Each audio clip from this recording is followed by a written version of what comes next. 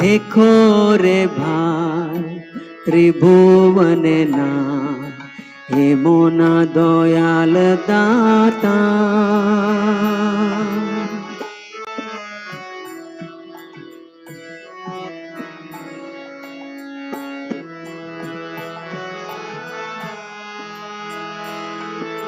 पशु पाखी जोरे पाषाण बिदारे शुनिरार गुण गाथा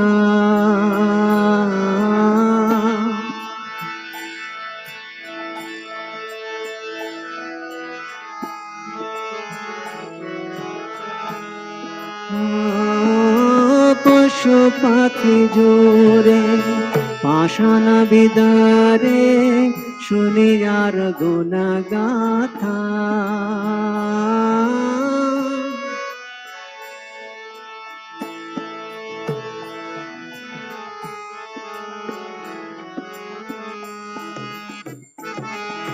परम करुणा पाहो दुई जान निताय गौरा चंद्रा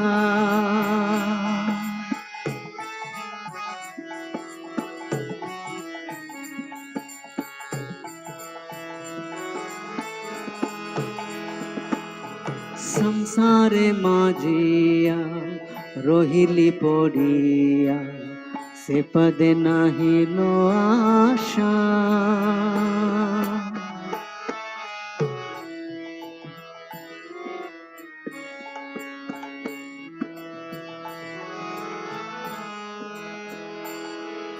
संसारे माजिया रोहिली पड़िया से पदे नाही लो आशा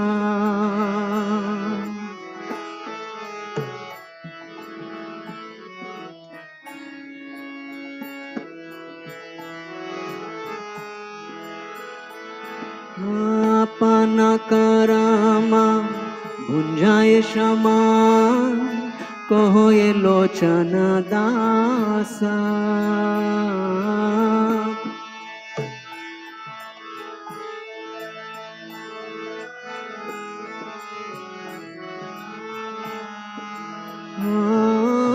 अपन करामा भुंजाए समान कहो ये लोचन दासा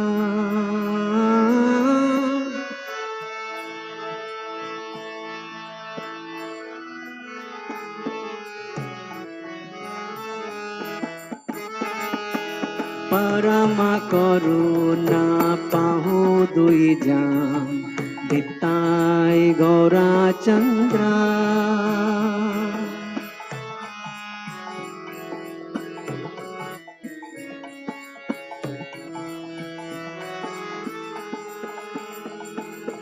सबय अवतार सार शिरोमणि केवल आनंद कंदा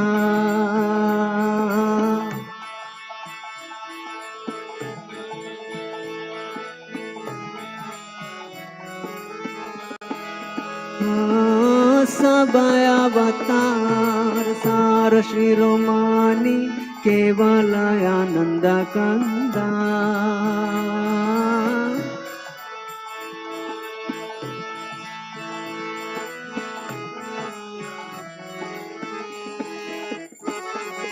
परम करुणा पाहो दुई जान निताय गौरा चंद्रा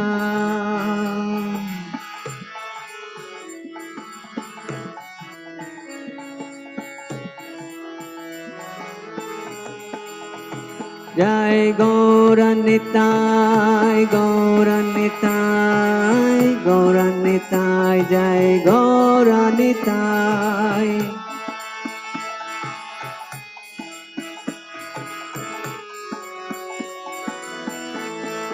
जय गौरनिताय गौरनिताय गौरनिताय जय गौरनिताय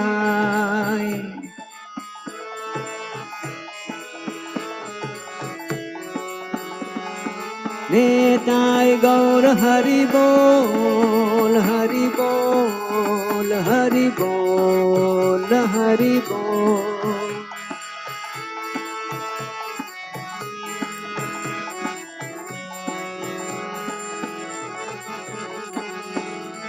जय श्री कृष्ण चैतन्य प्रभु नित्यानंद श्री अद्वैत गदाधर श्रीवास आदि गौर भक्त वृंद की जय। श्री श्री राधा गोपीनाथ भगवान की, श्री श्री राधा दामोदर भगवान की, श्रील प्रभुपाद की, श्रील प्रभुपाद तिरुभाव महामहोत्सव की। निताई गौर प्रेमानंदे।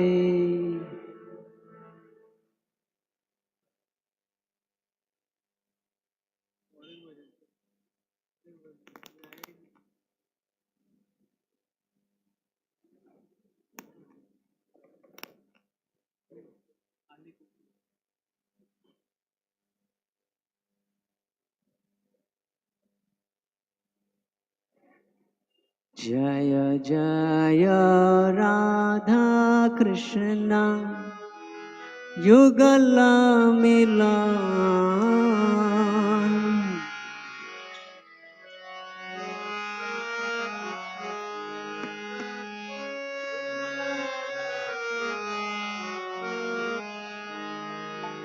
आरती कौरवे ललिता आदि सखी गान।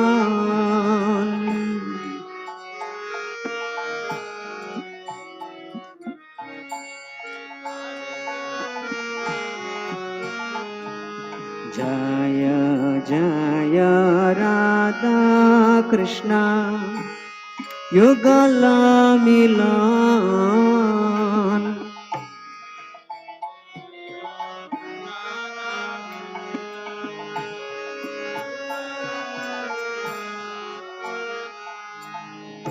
मदन मोहन रूपा त्रिभंग सुंदर,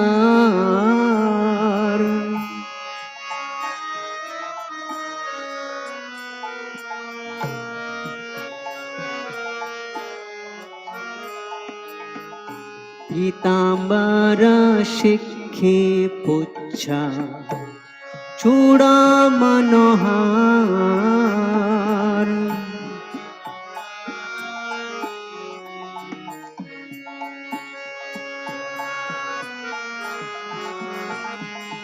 जय जय राधा कृष्ण युगल मिलन,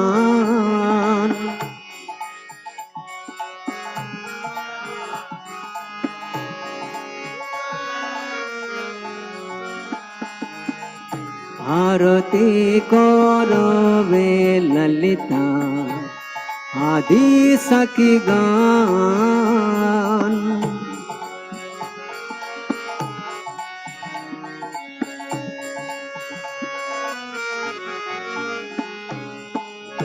ललिता माधवा में वृषभानु कन्या, ललिता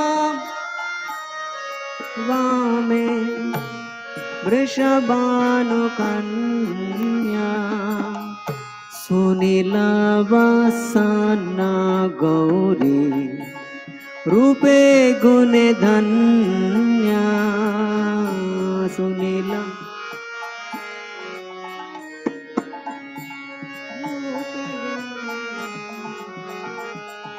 जय जय राधा कृष्ण युगल मिलन,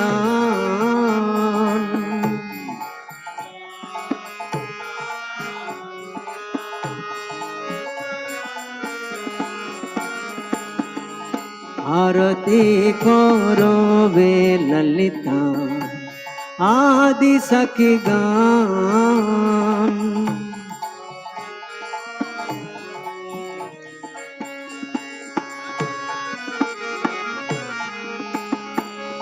नानाविध अलंकार করে জলমালা,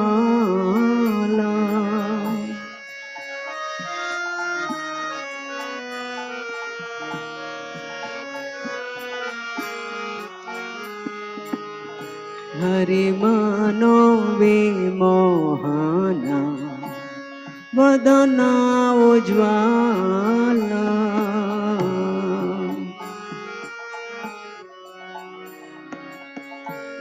वदना उज्ज्वला जय जय राधा कृष्ण युगल मिलन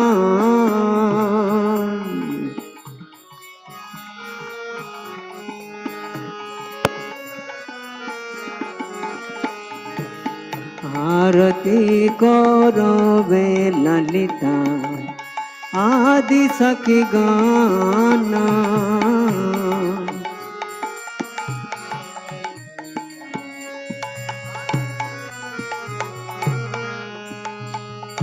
विशाखादि सखी गाना नाना रागे गाए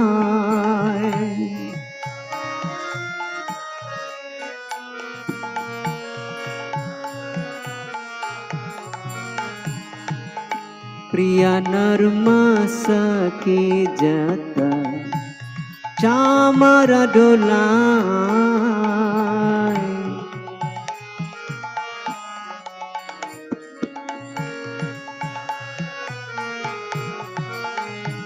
जय जय राधा कृष्ण युगल मिलन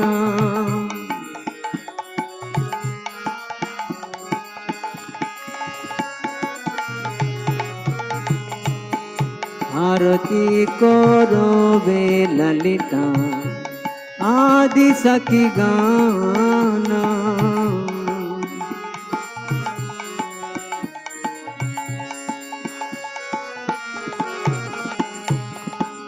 श्री राधा माधव पद सरसी जाशे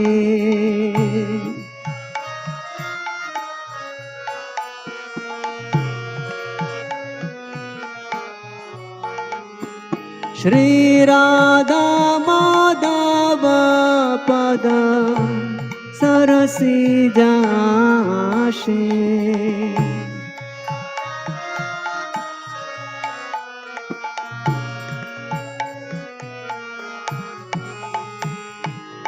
भक्ति विनोद सखी पद गुने बासे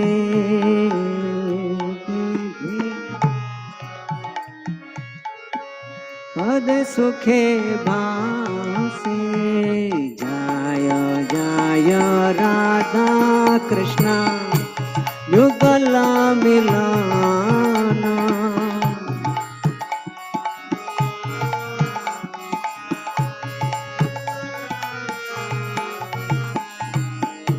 आरती करो वे ललिता आदि सखी गाना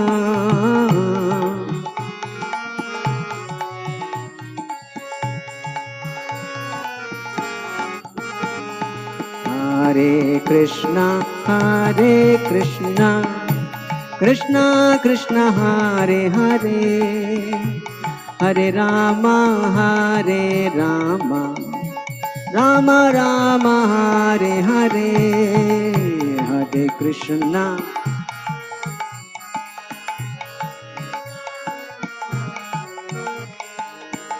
हरे Ram Hare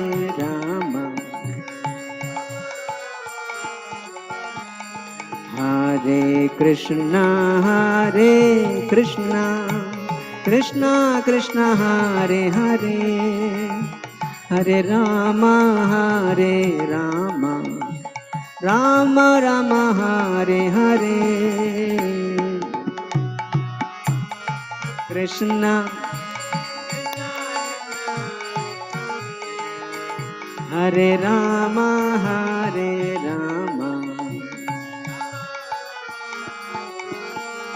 Hare Krishna Krishna Krishna Hare Hare Hare Ram Ram Hare Hare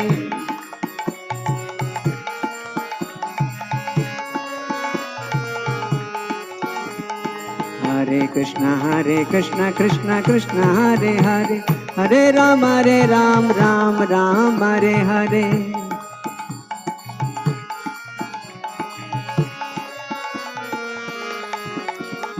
Hare Krishna,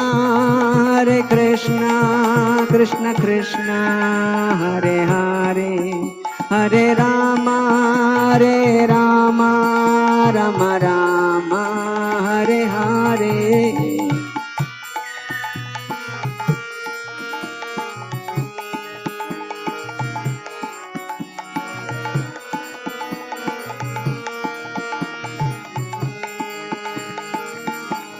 Jai Radha Madhav, Radha Madhav Radhe.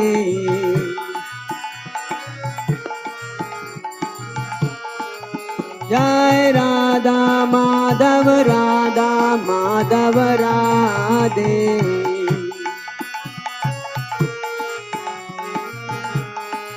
Prabhupada, Prabhupada, Prabhupada, Jai Jai Prabhupada.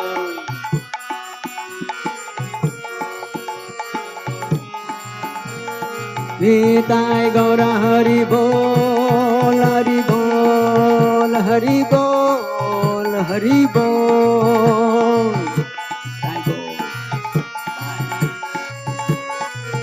Bolo Nitai Gaura Hari Bol, Hari Bol, Hari Bol, Hari Bol.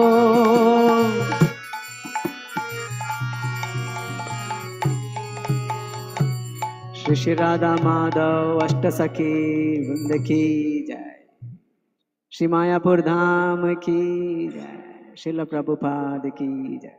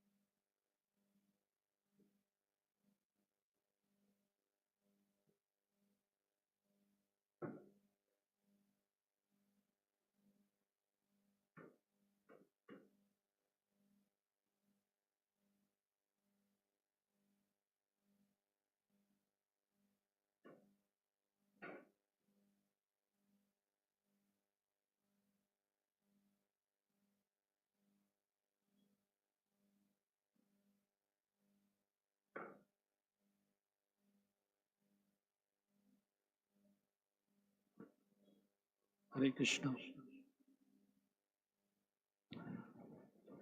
Hare Krishna. Hare Krishna. Good evening, everyone. Thank you for coming. We will begin the evening part of glorification of His Divine Grace, Srila A.C. Bhaktivedanta Swami Prabhupada. आप सभी का हार्दिक स्वागत श्रील प्रभुपाद के तिरुभाव महामहोत्सव के उपलक्ष्य में आज संध्या का कार्यक्रम अभी हम आरंभ कर रहे हैं. So we will begin with His Holiness Bhakti Pracharak Parivrajaka Swami Maharaj. He will make a presentation and Maharaj, please come.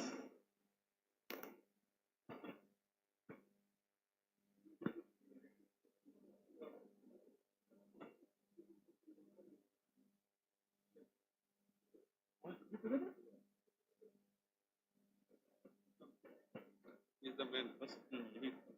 I'm a tail. Stand for you. इनके लिए चेयर लगेगा चाहिए. हाँ हाँ हाँ. और लगे.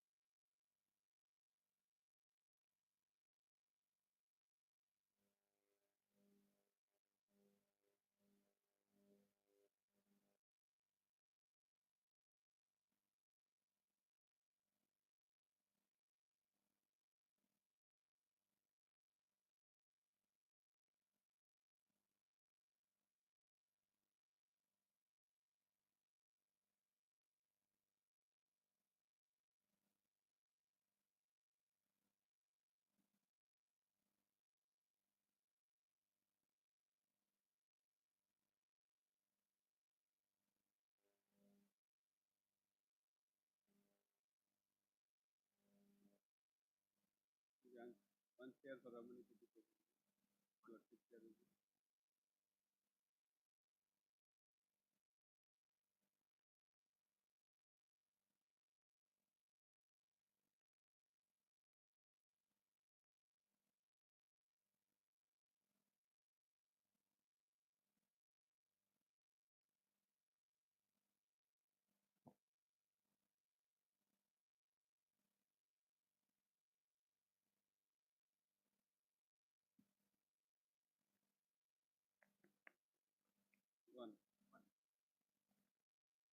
One cordless, one cordless.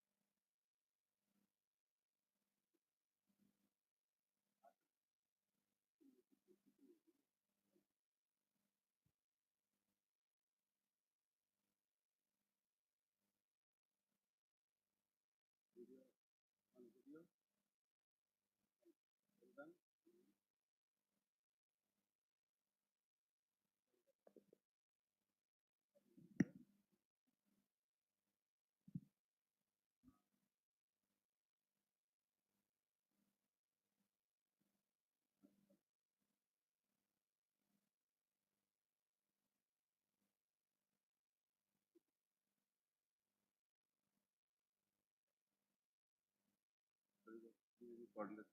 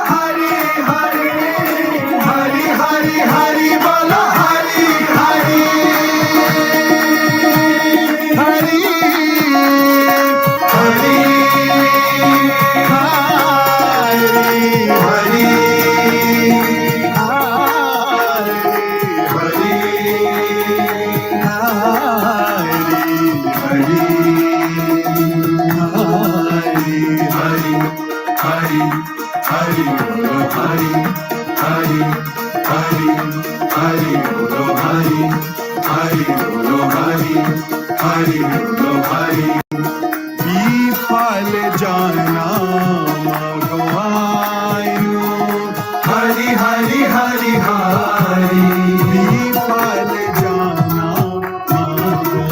Hari Hari Hari बोलो हरि हरि हरि हरि बोलो हरि हरि बोलो हरि हरि बोलो Hari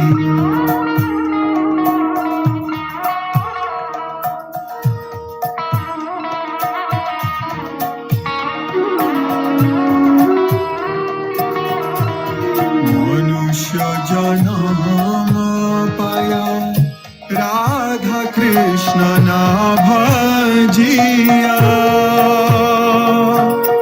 Radha Krishna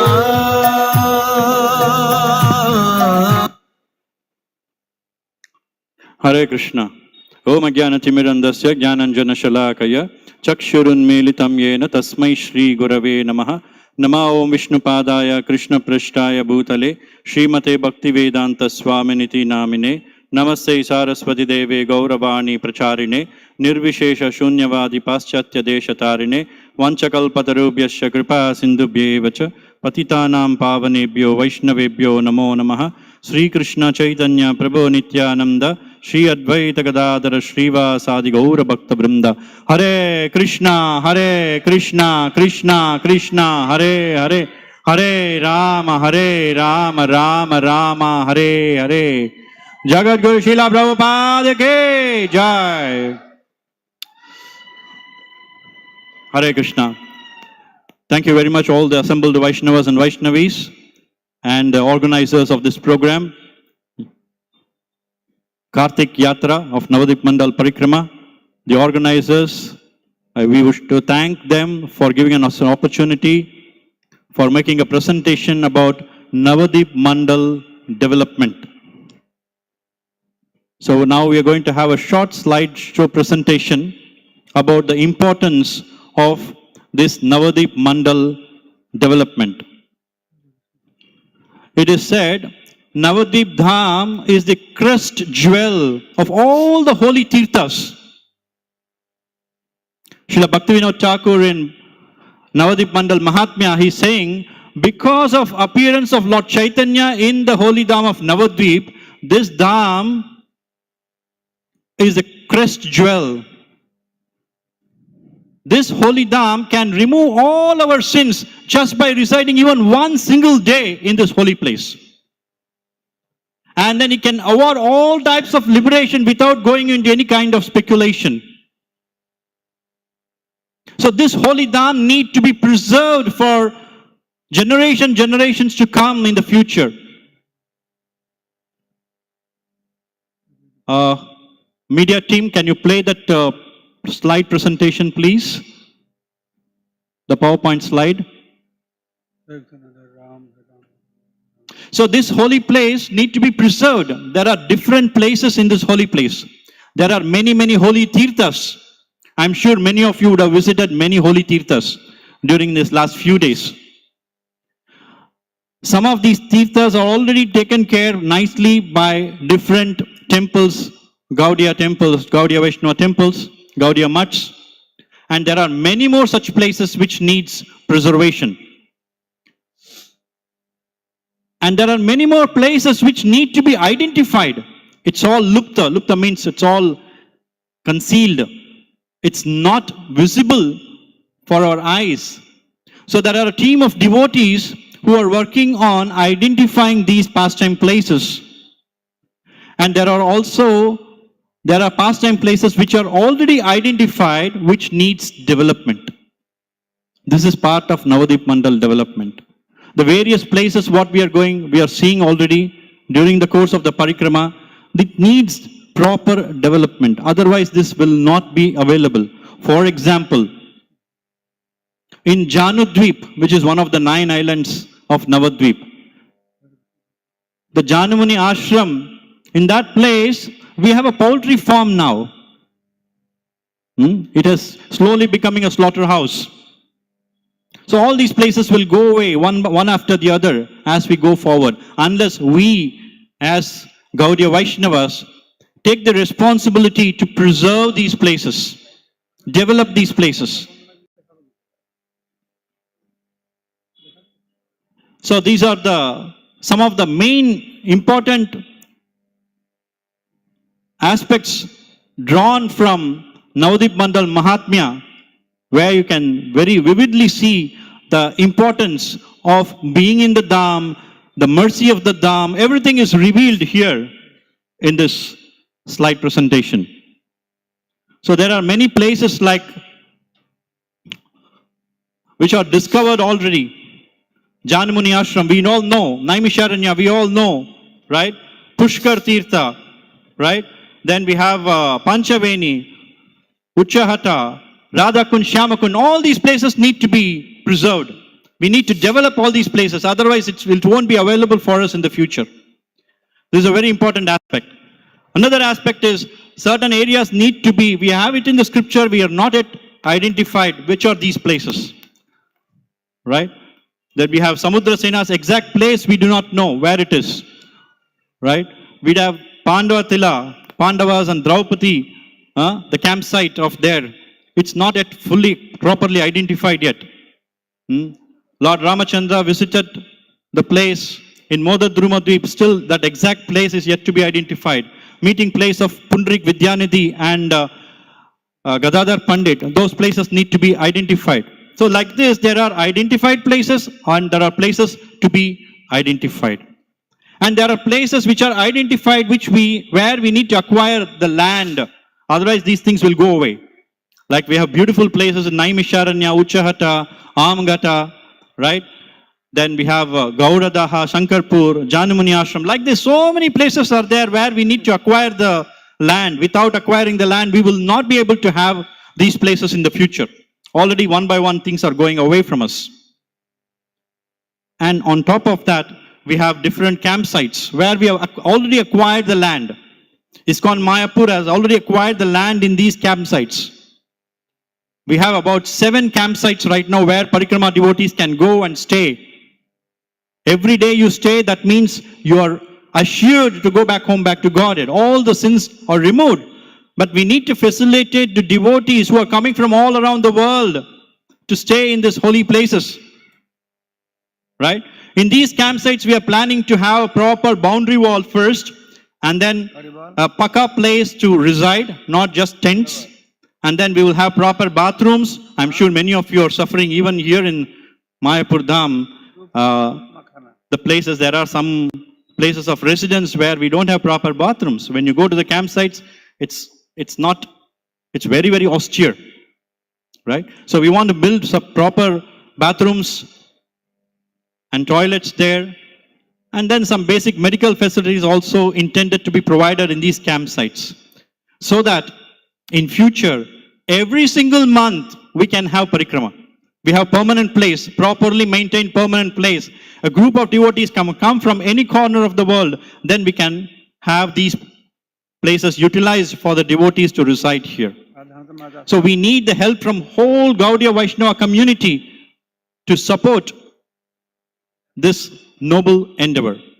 This is a brief thing I wanted to specify. Now I request His Holiness Bhakti Prachar Maharaj to say a few words on this.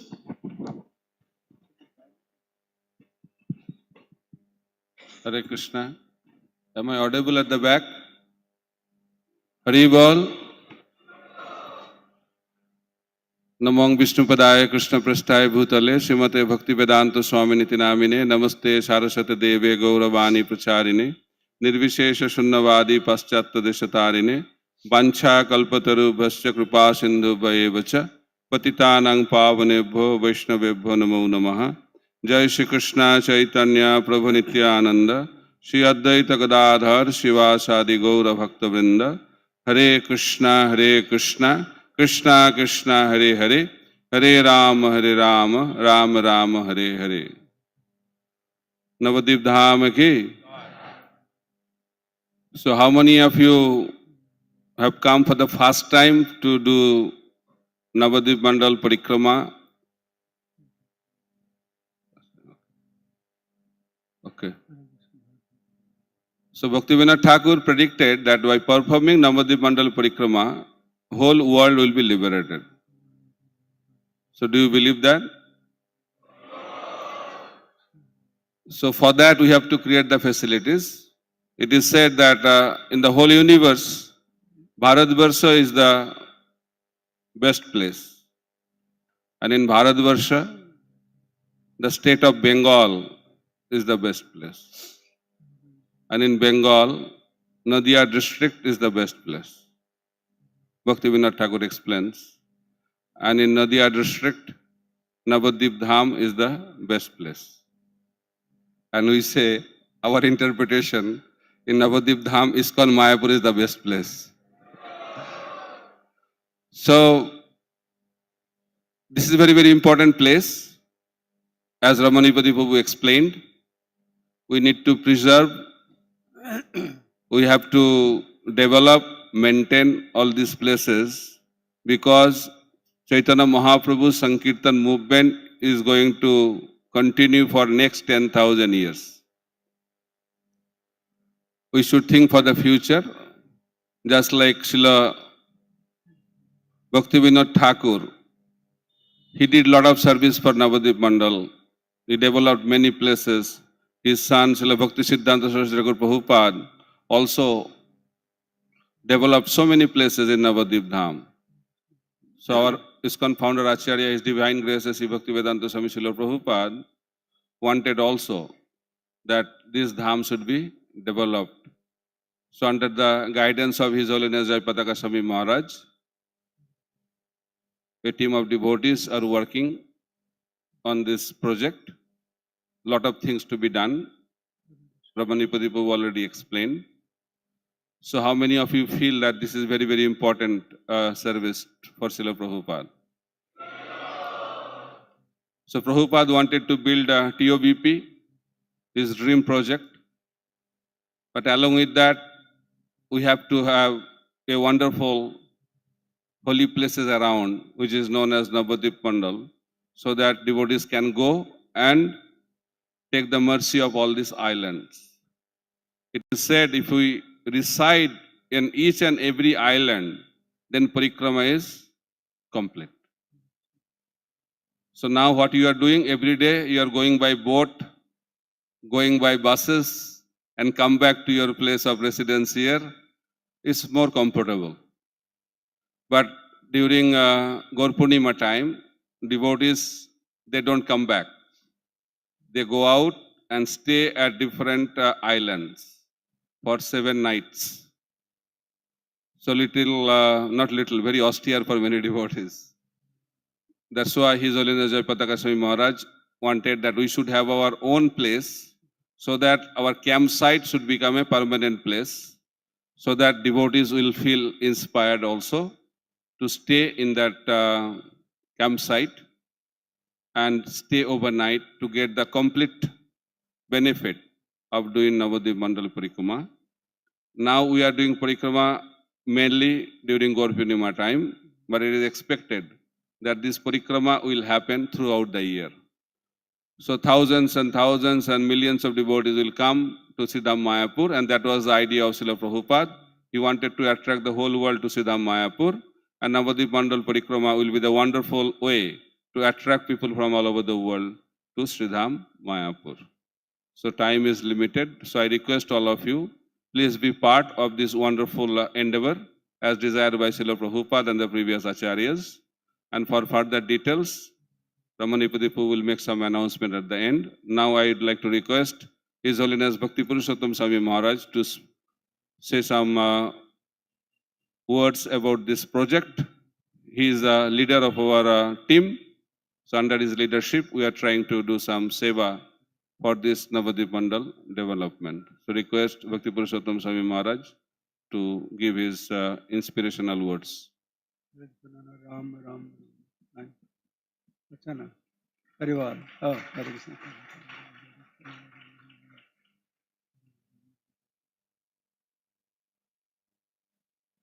Jai Navadvip Dham ki.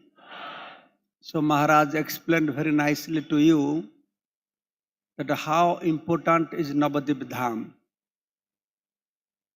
This is the best place on the earthly planet. All of you agree with this? But one thing I will tell you. Whatever Maharaj spoke, he spoke from Shastra.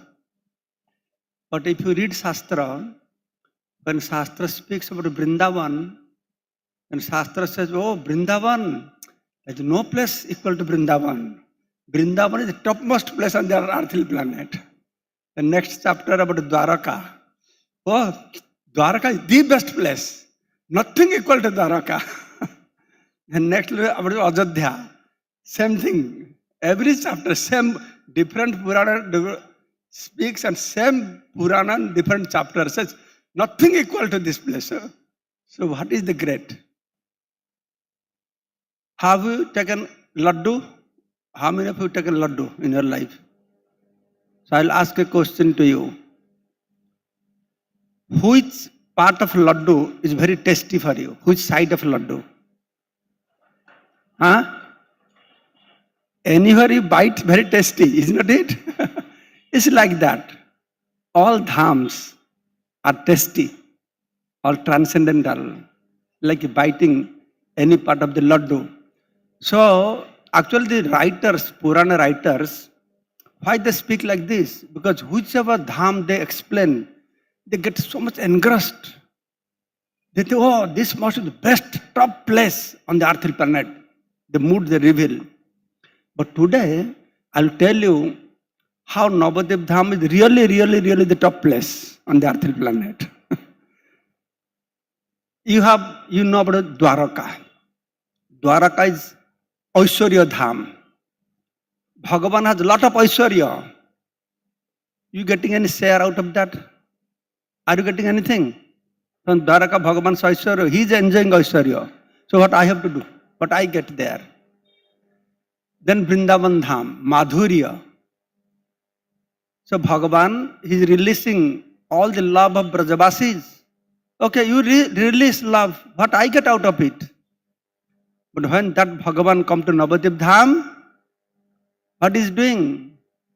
Anarpita charing chirat karunaya avatirna kalo samarpaitum. Dwaraka not to give, to take. Vrindavan not to give, to receive. But Navadip Dham Bhagavan is coming to give, samarpaitum. Arpita means to give, samarpaitum means completely. Urnata Ujjala Rasa Swabhakti Sriyam. So thus, this Dham is really great. And Prabhupada has left the gold mine for us, so that we cannot finish. For next 10,000 years, we can enjoy these gold mines. You are all doing Navadip Parikrama. Are you enjoying, happy? Yes? So what Prabhupada has left for us, he has left for us a mine, mines of Ananda. Mines of Ananda. We just have to explore this, excavate these mines of Ananda. And now we are exploring Gauramandal Parikrama. Gauramandala Bhumi, Jeba Jane Chintamani, Tar Hai, Brajabhumi Bas. I just completed 7 days Gauramandal Parikrama. Oh, so much bliss and bliss. Those ancient place where Narottam Das Thakur, Krishnadas Kaviraj Goswami, Srikhanda, all those places, so much surcharged with this spiritual potential and bliss. I was feeling that Prabhupada has left, really he has left minds of anandas for us. So which will not finish for next 10,000 years. But that need to be discovered, they need to be protected.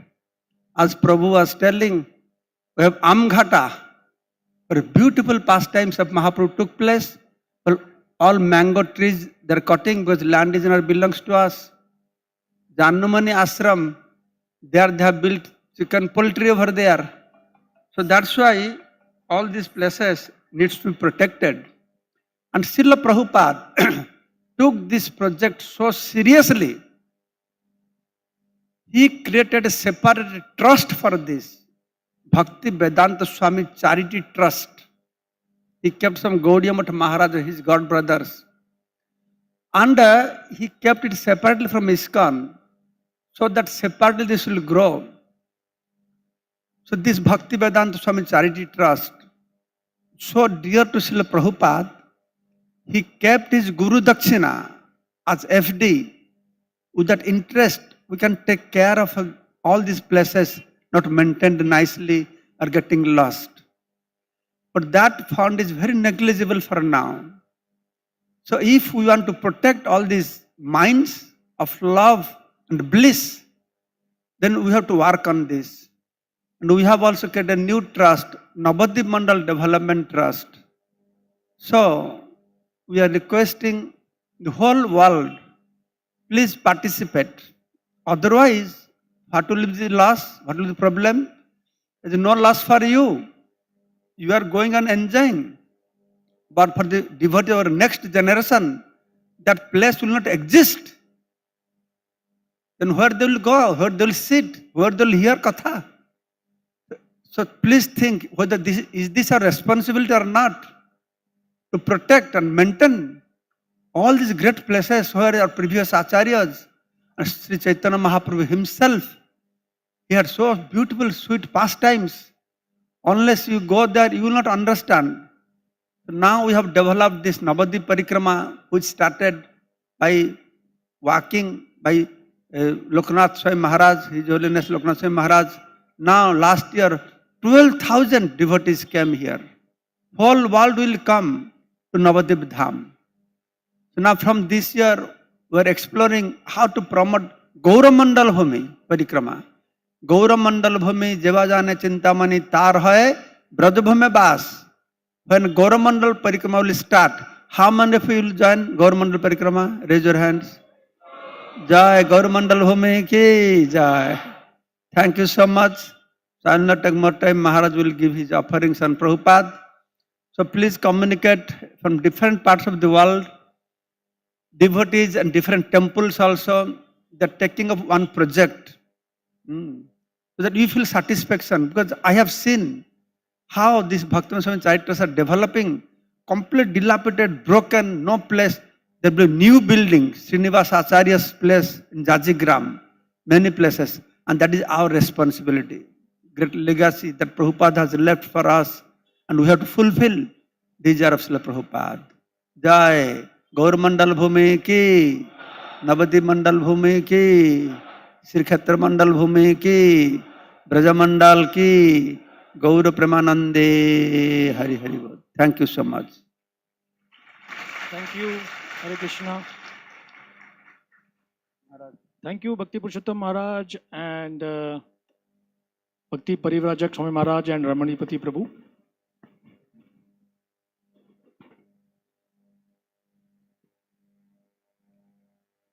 Hare Krishna. So this is Ramanipati Prabhu. He is the secretary of our team. He is traveling different parts of India and the world to promote Navadvip Mandal and Gaur Mandal Bhumi. So I request the yatra leaders of different yatras from all over the world, so that he can go to your places and give a detailed presentations, and according to your desire, be part of the development of this Navadvip Mandal and Gaur Mandal Bhumi. Hare Krishna. Navadvip Mandal Parikrama ki jai, Gaur Mandal Bhumi ki jai. Thank you. So now we shall begin our second session of glorification of Srila Prabhupada. We will begin with Parivrajak Maharaj giving his offering first. Namo Vishnupadaya Krishna Prasthaya Bhutale Srimate Bhakti Vedanta Swaminiti Namine Namaste Saraswate Deve Gauravani Pracharine Nirvishesha Shunnavadi Paschatta Deshatarine. Hare Krishna. Srila Prabhupada ki. So today is very, very auspicious day. So it is said that disappearance day of the spiritual master, the Acharyas, gives a mixed feeling of happiness and sadness. Why it is happy moment? Because they have gone to the eternal pastimes of Krishna. Because of that, we feel very, very happy. But we feel very sad because we lose the opportunity to get the association, physical association of those great personalities. So His Divine Grace, Sri Bhaktivedanta Swami Srila Prabhupada, departed from this material world, departed from his physical body in Holy Dham of Vrindavan on this auspicious day. And Muhurta is also coming around 7:25 is the Muhurta of Srila Prabhupada's disappearance from this world. Actually, Acharyas, they never disappear. They live eternally. Srila Prabhupada said, I live forever in my books. So as long as Srila Prabhupada's books will be there, he will continue to live. I heard somewhere that it is explained if all the temples of ISKCON are closed, but book distribution continues, this Sankirtan movement will continue.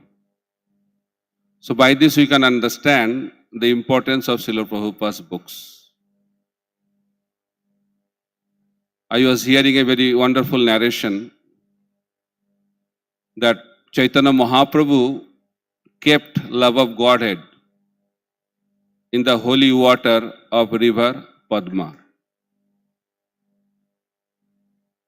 For Narottam Das Thakur, and Narottam Das Thakur came and got that love of Godhead from the holy water of river Padma. Then by hearing that, devotees feel where Mahaprabhu has kept love of Godhead for us. So one devotee was beautifully narrating that Mahaprabhu has given that responsibility to Srila Prabhupada, His Divine Grace A.C. Bhaktivedanta Swami Srila Prabhupada, and Srila Prabhupada has kept that love of Godhead, Krishna Prema, in his Bhaktivedanta purports.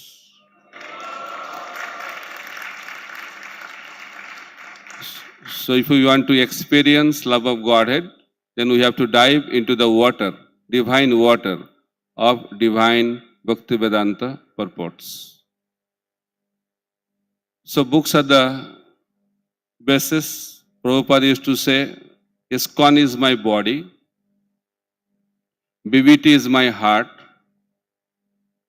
and ISKCON money is my blood. And there is a very strong connection between these three. And Prabhupada says, if book distribution stops, my movement will stop. How? Because if ISKCON does not take books from BBT, then money from ISKCON will not go to BBT. ISKCON is the body and BBT is the heart. If there is no flow of blood in the heart, what will happen? The body will die. In the same way, if ISKCON stops distributing Srila Prabhupada's books, then there will not be any flow of money from ISKCON to BBT, and BBT is the heart of Srila Prabhupada's body, then BBT will stop functioning. And if BBT stops functioning, means heart of Srila Prabhupada's body will stop functioning. And what will happen? ISKCON will collapse. That's why books are very, very important. So I'll tell one story about the expertise of Srila Prabhupada. Although he was a pure devotee, but he was very, very expert in dealing with the devotees. So one devotee, one disciple of him came to know that Srila Prabhupada was planning to make him the temple president. That time becoming temple president is not so inspirational like in India. It's a very difficult service. You have to do so many things to become a temple president. And that devotee decided that he will not become temple president. And he has listed the different points what he will discuss with Srila Prabhupada when Prabhupada will give him the proposal to become temple president. So he was called by Srila Prabhupada and he was ready with the arguments because he was completely prepared. But he did not understand that he was dealing with Srila Prabhupada. So as soon as he came in, Prabhupada started talking. And he was ready that Prabhupada will come up with the proposal to make him the temple president. But Prabhupada started a totally new subject. Prabhupada told that I am thinking to give you sannyas. He said, Prabhupada, how can I take sannyas? I just got married. He said, no problem. Krishna will take care. So Prabhupada was giving argument why he should take sannyas, and he was trying to give argument why he should not take sannyas. Then argument was going on and on and on. Then that devotee said to Srila Prabhupada that Prabhupada, I am ready to do anything except becoming a sannyasi. Then Prabhupada said, become temple president. Srila Prabhupada ki jai. Jagadguru Srila Prabhupada ki jai. So on this auspicious day, we beg the mercy of Srila Prabhupada so that we can continue in the mood Prabhupada wanted us to follow and continue his legacy. Hare Krishna. Thank you very much, Parivrajak Maharaj. Now I would like to request His Grace Tribhangananda Prabhu. Please come on the stage. And while he is making his offering, I would also like to request three of our illustrious ladies present here. It's a great fortune for us. Denatarini Mataji, Mandakini Mataji, and Jyotirmay Mataji. After Tribhangananda Prabhu makes his offering, you are all requested to come on the stage and make your offering.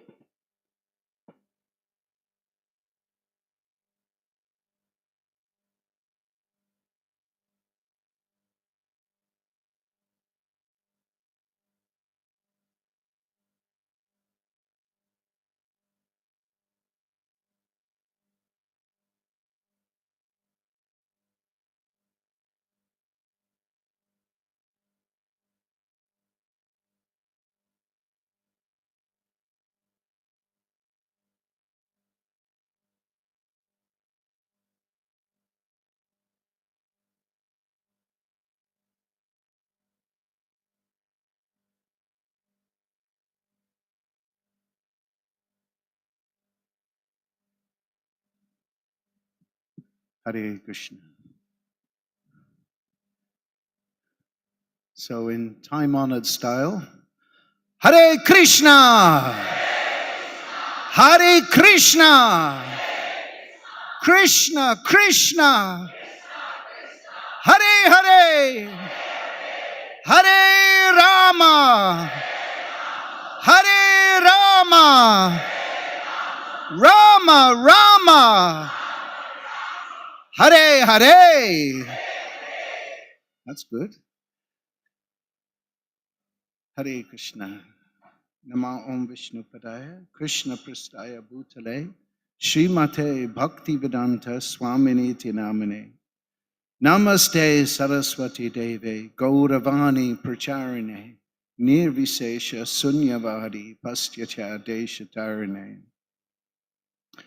That's an excuse to give me something to think about what I should speak about. So tonight, we are very much blessed by Srila Prabhupada having the chance to offer some appreciation and glorification of him. Because in truth, we owe everything to Srila Prabhupada. That is the simple fact. None of us would be here if it wasn't for his divine grace, having kindly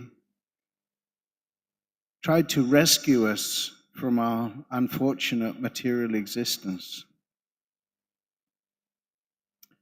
And Srila Prabhupada has performed miracles. This is a fact. So, what is the role of the Acharya? The Acharya, he's coming on behalf of Krishna. He's coming on behalf of his own Guru Maharaj. And actually, all the Acharyas are coming in the line from Sri Krishna. Because Lord Krishna has declared 4 blessings in Bhagavad Gita that one who explains this confidential secret of bhakti to the devotees, Krishna has expressed his heart. He's expressed that there isn't anyone more dear to me than he in this whole world. And there will never be anyone more dear to me in this world. You've read this in Bhagavad Gita, after Sarva Dharmam Parityajya. And then he says, and for someone who does this explaining this secret of pure devotional service, not only I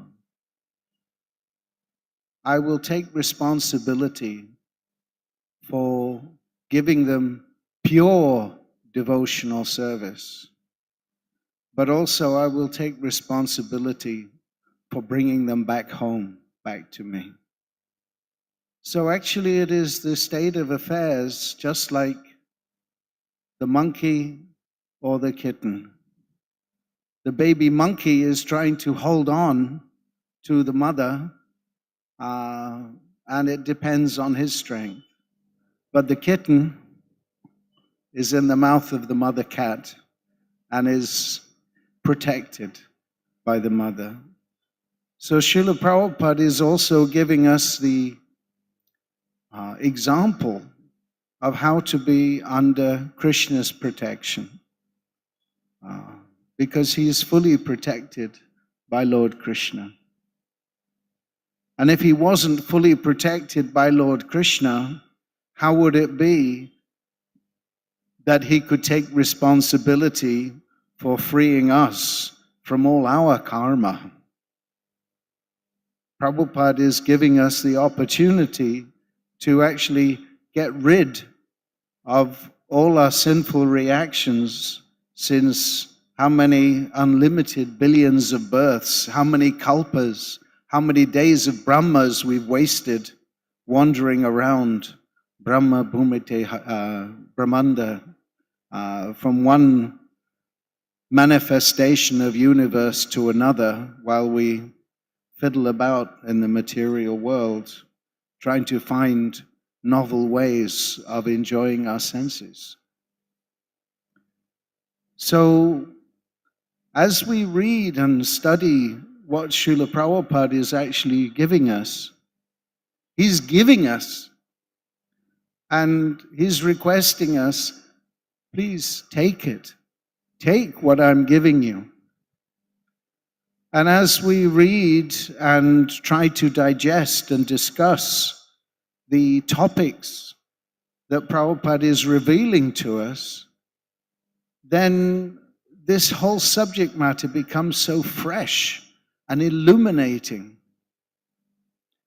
It was a long time before I actually twigged, as the saying goes, what Prabhupada meant when he was talking about lording it over the material world. Because, we're just little people here. How can we be the lords of the material world?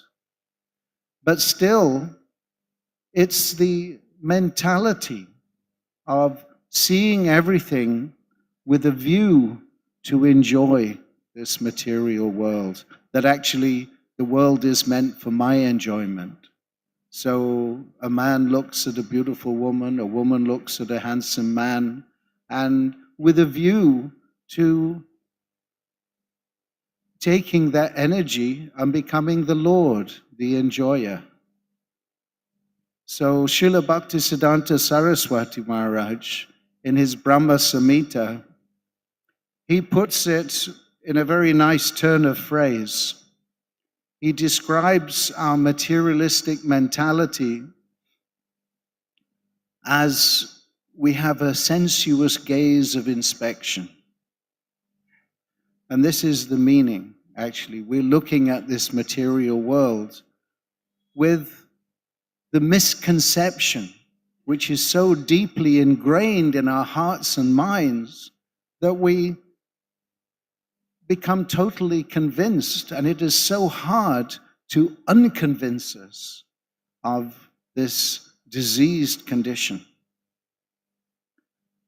But this is what Srila Prabhupada is trying to help us achieve, is freedom from this ignorance, freedom from this basic misunderstanding in our consciousness that somehow or other we can enjoy, and in this way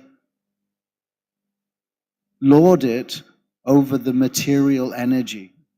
Why is that a mistake? Because it is Krishna's material energy.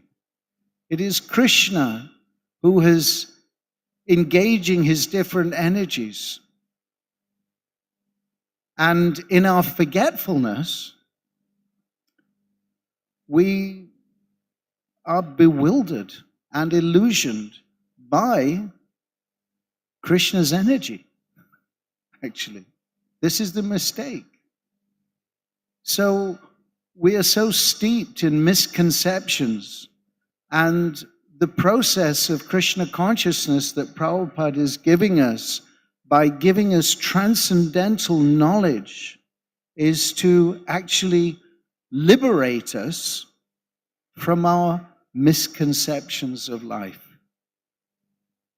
So we can actually remove the veil of Maya from our eyes and learn to see things from Krishna's point of view. This is why Krishna is speaking Bhagavad Gita, to give us his perspective on the world. And this is why we study the Srimad Bhagavatam, to see how the devotees reveal the loving actual relationship with Krishna. And how in the Chaitanya Charitamrita, as it was being described the other day, how not just Krishna's words and not just the words of the devotees who have been given darshan of Krishna's existence and Krishna's relationship, but actually Chaitanya Charitamrita is giving us insight into Krishna's thinking. How does Krishna think? What is he seeing? And Krishna's thinking, Krishna's words are so potent and so powerful that actually they can attract our hearts and minds so that we become gradually, sometimes a bit too gradually, awakened from our unfortunate existence. So what Prabhupada is revealing in his teachings to us is the opportunity to actually make complete sense of our lives and the opportunity to help others make complete sense of our otherwise senseless lives. This world is going on in such a state. It is so much steeped in trying to lord it over the other living beings, lord it over the land, lord it over the facilities, and becoming even more, ever more steeped in the modes of passion and ignorance, and engaging in mercilessly slaughtering each other physically and slaughtering our mentalities by feeding us with the most atheistic garbage and the most impersonal perspective of life. Actually, this is slaughtering business. And when we talk about Prabhupada saving us, actually we're talking about Prabhupada trying to free us from the depths of repeated birth and death again and again and again, and sinking down in a society which doesn't have any real hope of being elevated to a higher status of life. Look at what is happening in the world. Is there possibility that the world population, the so-called civilization, is going to become elevated by their activities? Is it possible? Is there any piety there? So, just on one point, I'm in the UK, I must admit, I'm in and out of prison quite a lot. it's unfortunate to see how people are suffering in the prisons, but at least we're trying to do something about it by taking boxes and boxes of Prabhupada's books into the prison. So it's always nice when they let me out again.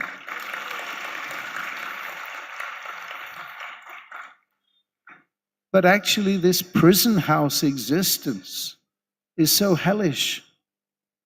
And what is the situation in one prison going through so many gates with 20-foot high barbed wire fences, and through one set of gates accompanied by a guard and another set of gates and another set of gates. And I got to talk with one of the prisoners and asked him, said, "So how do you find life here?" And he said, "Oh, you get used to it."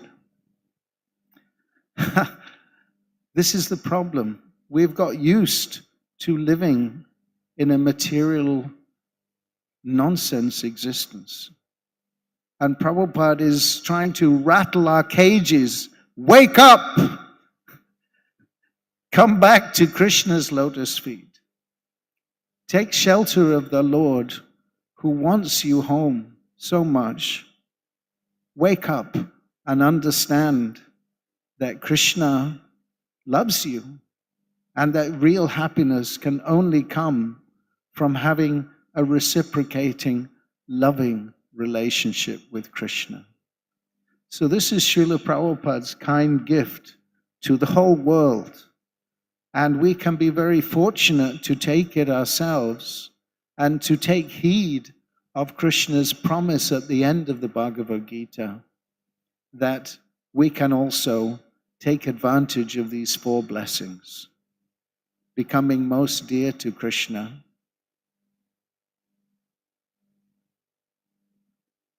becoming someone who Krishna will never feel is more dear to him.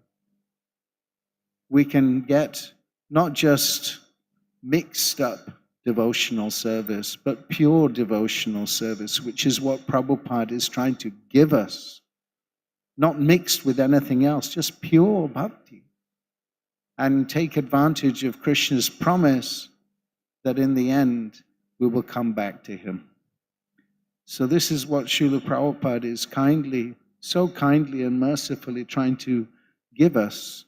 So let us take advantage of this and try to take it with both hands and give it with both hands to whoever we possibly can, and please Srila Prabhupada in this way by assisting him in his mission of spreading Krishna consciousness all over the world. So I thank you very much. Hare Krishna. Srila Prabhupada ki jai. Thank you, dear Tribangananda Prabhu. I would now request the ladies to please come on the stage.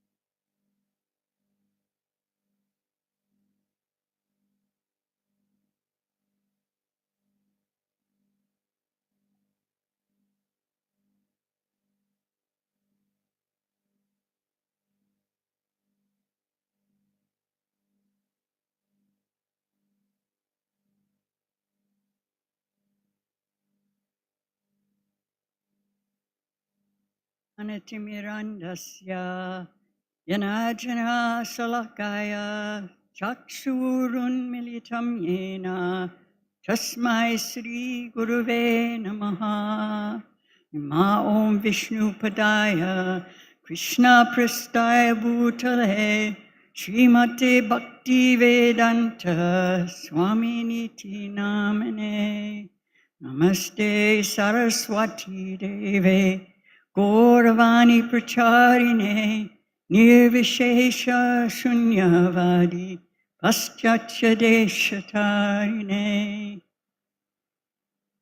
So before I begin, I have to ask your indulgence. I'm a little under the weather, so it may not be as clear as I would like to be. But the other day I was thinking about this story. I actually told it to a few devotees. It's something that has profound meaning to me, but not at the time. It took some time to realize it. I call it the marigold story. So I came to India first in September of 1973. And at that time, you could come into India for 21 days without a visa, but then you had to get a visa if you wanted to stay.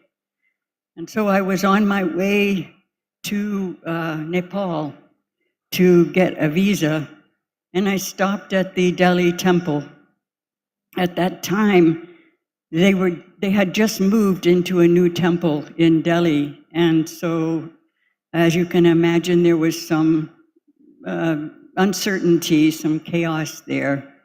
But Srila Prabhupada had come there, and of course I had been initiated, and I had seen Srila Prabhupada in India, in America, but this was the first time I had his darshan in India. So when I arrived and came into the temple room, there was a kirtan going on. And I could just see Srila Prabhupada's face, that there was some displeasure there. It's difficult to explain, but if you've seen that, you would remember it. So at that time, right in the middle of the kirtan that was going on, Jamuna Devi walked into the temple room, and Srila Prabhupada stopped the kirtan immediately. And prefaced this by saying that Jamuna Devi and her husband were stationed in Vrindavan. They weren't really a part of the Delhi temple at that time. They were working on serving in Vrindavan, but Jamuna had come for some service to Delhi. So she came into the room. I had never seen Jamuna Devi before at this time. She came into the room. Srila Prabhupada stopped the kirtan, looked over at her and said, "How could you have let this happen?" And she was stunned. And again, he said, "How could you have let this happen?" And then he said, "You have left Krishna sitting on the fence post." And she was stunned. She still didn't know what he was speaking about. She was still stunned. "You have left Krishna sitting on the fence post." He said, just as like when you have a guest comes to your house, you invite them in. You give them a nice place to sit. You offer some water or some prasad, something like that to receive the guest. But you have left Krishna sitting on the fence post. So Yamuna was stunned because this was not their temple. And so she was trying to defend herself by saying, "Srila Prabhupada, I'm just a visitor here. I'm just visiting, just come to visit." Srila Prabhupada looked at her and he said in a very strong voice, "But I have trained you. I have trained you." And then he looked at the deities, Sri Sri Radha Parasarati. I'll never forget this, it's so profound to me. He looked at the deities, these beautiful deities, and he said, "You can say, here is a stone statue. Let me offer a rubbish garland to this stone statue. And then he said, and Krishna will not mind. He said, but he will remain a stone statue to you forever. And so then, at that time, I was too immature and young to really understand the importance of that, the profound impact that had both on my life and then on Yamuna's life, because what he was imparting was that when Srila Prabhupada trained any of us in any aspect of worship, of seva, he expected us to propagate that everywhere and to then teach what we have learned, what we have been given. So although the circumstances were very unusual, she really didn't have input into the deity worship there at that time. Srila Prabhupada was emphasizing that I have trained you, and therefore you must train others. You must go out and you must train others. And Yamuna Devi embraced that concept. I have to add, Srila Prabhupada was always a little bit strict with her in training her in so many facets of devotional life. This training is so important for all of us because the example that we set in our own seva, that will be imparted to the next generations that also come. So that was my first India introduction to Srila Prabhupada and to Yamuna Devi. So later on, Yamuna told so many stories over the years of times Srila Prabhupada chastised her in the guise of wanting her to dive more deeply into bhakti yoga, into the practice of devotional service on an internal level. So on another occasion, this was before that, I was remembering how Srila Prabhupada, today I was thinking about this a lot, how Srila Prabhupada is always with us if we keep him in our hearts. And I was thinking of the story that was so often told by Yamuna when they were at the Magh Mela. And Yamuna had the habit of always sitting right in front of Srila Prabhupada. She would take notes or she would record him. And I still have some of those notebooks, little tiny writing, very careful, little tiny, almost verbatim what he was saying. She was very, very attentive to that. And one day during the Magh Mela, a godbrother asked her to sit in the back because the etiquette there was that the women were sitting in the back. So he reminded her of that. The next day, Yamuna was sitting in the back, and after the program was over, Srila Prabhupada came up to her and he said, "You do not like what I am speaking?" And of course, she immediately began crying. And she said, "I love it so much, Srila Prabhupada." At that time, he was speaking about Ajamil. And it was the first time that many of us had ever heard that.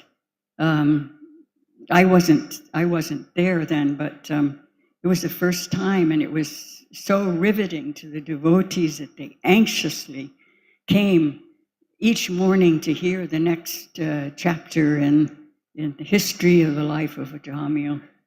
So Yamuna began crying, and she said, "I love hearing this so much, Srila Prabhupada." But she was feeling separation from Srila Prabhupada just because she was sitting farther away from him. So she asked him at that time, "Srila Prabhupada, how much association did you have with your spiritual master?" And Srila Prabhupada immediately answered, "I have not been away from him, not for 1 minute." So in a very pronounced way, he said, I've not been away from him, not for 1 minute. And she said, but really, how much personal association did you have with him? And Srila Prabhupada said, not much. He said, only 5 or 6 times. He said, but we walked and we talked so many things. So he said, those who think that personal association with the spiritual master is all in all are just like mosquitoes on the lap of a king. And what is the business of a mosquito? To bite the king. So Srila Prabhupada was emblematic in every way of what it means to keep the spiritual master always at the forefront of our hearts. And we are so fortunate that so many devotees are doing that and generations are learning about Srila Prabhupada. It gives me such great joy. And it's such an honor to see so many devotees learning about Srila Prabhupada. His contribution was just astonishing. So I'll finish by telling one humorous story, because when I was a young devotee, before I had spent any time with Srila Prabhupada, I had a dogmatic conception of who Srila Prabhupada was. So it was kind of like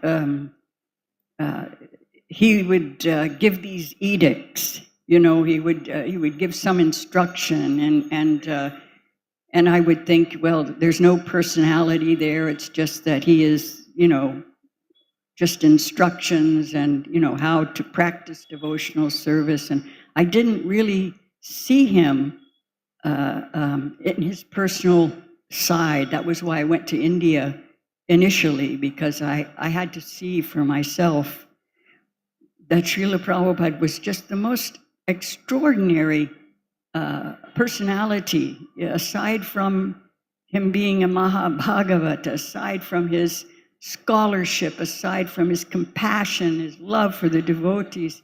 He also had a wonderful sense of humor. He was amazing with the metaphors, just so wonderful to hear. And you can still hear all of this from his tapes and from the film that there is from him. But I will tell this one story of his humor. This was in 1975. Jamuna and I were staying in Oregon, and our temple was just a little trailer. It wasn't very big at all. There was one room for the deities, and then one room for everything else, sewing, living, everything else, and then the kitchen was very small. And so when we went to, one of my dear godbrothers had arranged that every morning when he was in Los Angeles, Jamuna and I would sit with him for an hour before Mangalarti. And those were some of the sweetest and most endearing times of my life. So this one day, we were sitting there with Srila Prabhupada, and he said, so how much do you pay for your ashram? And we were a little bit proud of that because we had gotten it very inexpensively. So Yamuna said, only $100 a month, Srila Prabhupada. And Srila Prabhupada's eyes got very big. So much? He said, I only pay 5 rupees a month for my rooms in Vrindavan. You know? And then he said, do you have a veranda? And we said, yes, we have a veranda, Srila Prabhupada. There was a porch built on it. Very nice, he said, very nice. And then he said, Jamuna said, Srila Prabhupada, it's very small, but it is very clean. Srila Prabhupada said, that is very nice. And he said, you don't need a large place. He said, you can just take a room, and he said, make it clean, sweep like this, put a table and some flowers in there. Then you can bring an old man like me in, and he'll feel just like a bridegroom. And then he laughed, and then he said, old man like me, he'll feel just like a bridegroom. And he laughed again. So he was teasing us a little bit. And it's just one facet of the multifaceted beauty of Srila Prabhupada in all ways and in all areas. Never to be forgotten that his sense of humor was something to behold, and we all appreciated it very much. So on this day, 47 years, my goodness, I hope that all of you are able to truly imbibe the mercy that you've been given by Srila Prabhupada and by his disciples. This is the greatest blessing. We are the most fortunate persons on this planet, perhaps even in the heavenly planets where devotees want to come here. So I thank you for allowing me to share these few little tidbits of memories. Very honored to be among you, and just very thankful and very grateful. So thank you very much.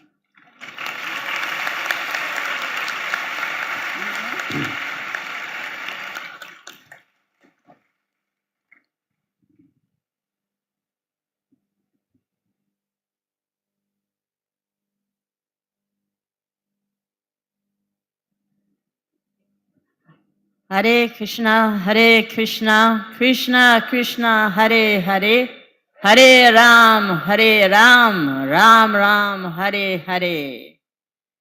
So I will keep on telling you how it was extraordinary to have Prabhupada's example in order to know how to best behave in Krishna consciousness and how to best preach.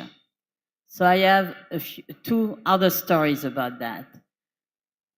It was so much following his example that sometimes whenever I was in a difficult situation, I had a difficult decision to take, I would think, what would Prabhupada say in this situation? What would Prabhupada do in this situation? And I was trying to think like that so that I would have the best behavior. So this story is about how Prabhupada was so practical and how he knew how to react, like I was telling you this morning, in front of different circumstances. So that was a pretty far out one. So we wanted Prabhupada to be able to give a lecture in one of the most famous places in Paris. And one of the most famous places in Paris was called the Salle Pleyel. It was not an enormous place like here. It was only 2,000 people could sit there and listen. But for us, being in France for such a short time, to have a place where Prabhupada would talk, where there could be 2,000 people, that was very, very extraordinary. So we got that place. Plus, that place was also so famous because it was a conference hall, but also a concert hall where, maybe not all of you know them, but the American and the European people, they know them. The very famous singer, Ray Charles, sang there, and the Rolling Stones sang there. So that was very, very famous. So now we had this famous place, but now we needed to fill it up. So in order to fill up that place, I had arranged that we would have enormous posters of Prabhupada being posted all over Paris. So even after Prabhupada's conference, you walk around Paris and you see Prabhupada's face still in the posters. It was wonderful. So finally, the day comes. So I was anxious. How many people are going to be there? And there was 1,800 people. The place was almost filled. So that was a success. So Prabhupada is installed there, is sitting there with all the devotees, he did a wonderful kirtan, and then he starts the lecture. So I was translating, so Prabhupada is lecturing, it goes very nicely. And then suddenly he says something which is for the French people is not good at all. He talked about the authority of the king. But for those of you who know about European history, the French people, they had a revolution to get the kings out. So when they heard about the authority of a king, they got disturbed, and especially that it was towards the end of the lecture. There was a certain amount of people who were sitting in the back of the lecturing hall, and they're starting to make all kind of noises, bad noises. And in fact, I found out the reason why is because at that time, of course, only our generation knows about that, but at that time, in France, a lot of young people were communists. And communists are, of course, full atheists. They don't believe in any God.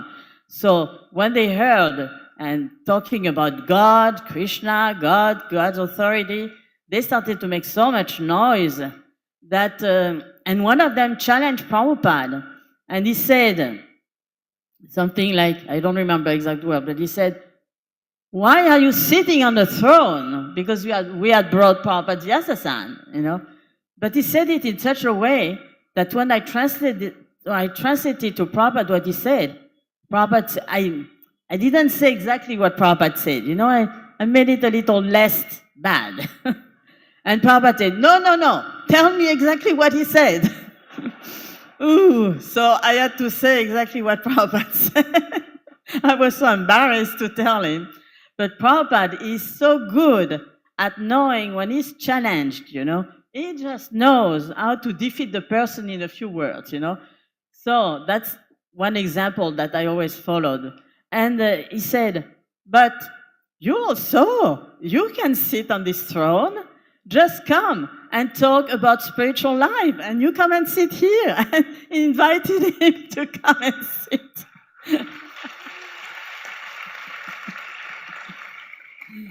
So the person just didn't know what to say anymore. The noise stopped, you know.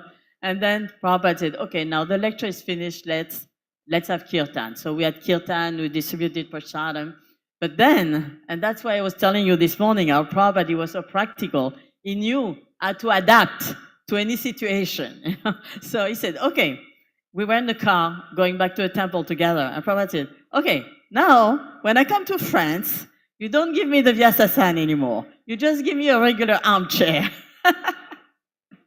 So it's so wonderful. It was such an example. You know, I was telling you how we had so much to learn how to, in our preaching, how to react to different situations, you know. And I followed like that Prabhupada's example. So that then later, I was giving a lot of lectures in universities, you know, in Paris. And sometimes I was pretty much challenged by the students. But because I had seen how Prabhupada did, I just would defeat that challenge in just a few words in the same way. But I learned that from Prabhupada.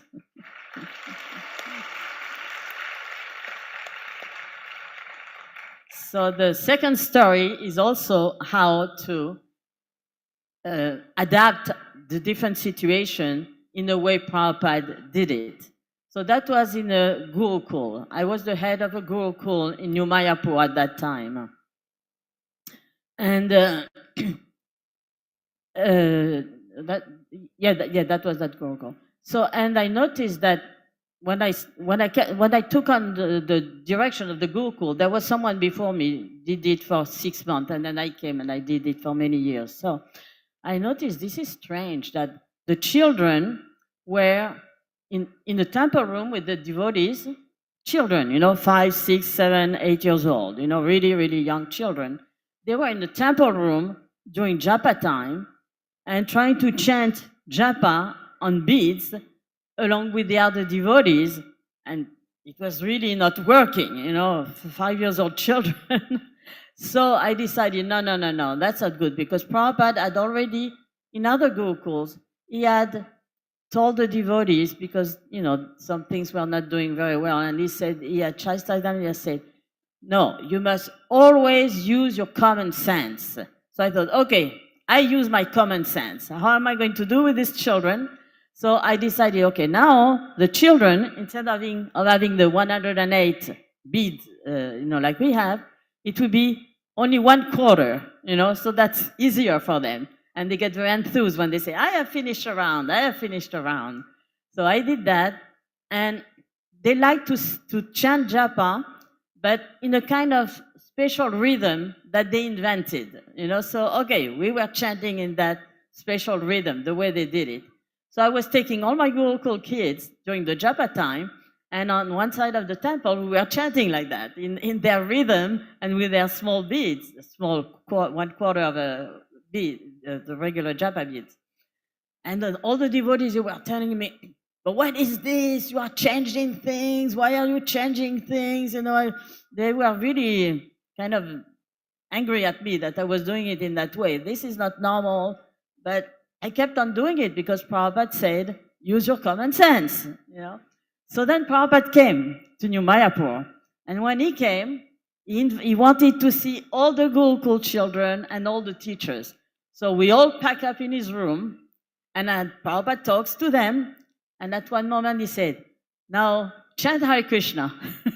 And so they started to chant Hare Krishna in that way, you know, in that kind of singing rhythm, all of them are singing at the same time the same words. And Prabhupada loved it. And he said, yeah, keep on chanting, chant, chant, chant.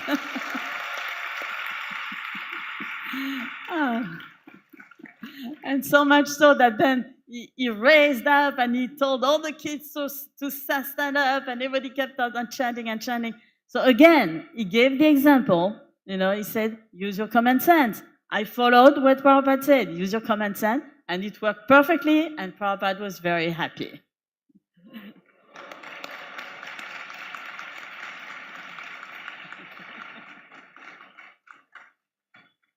So whose turn?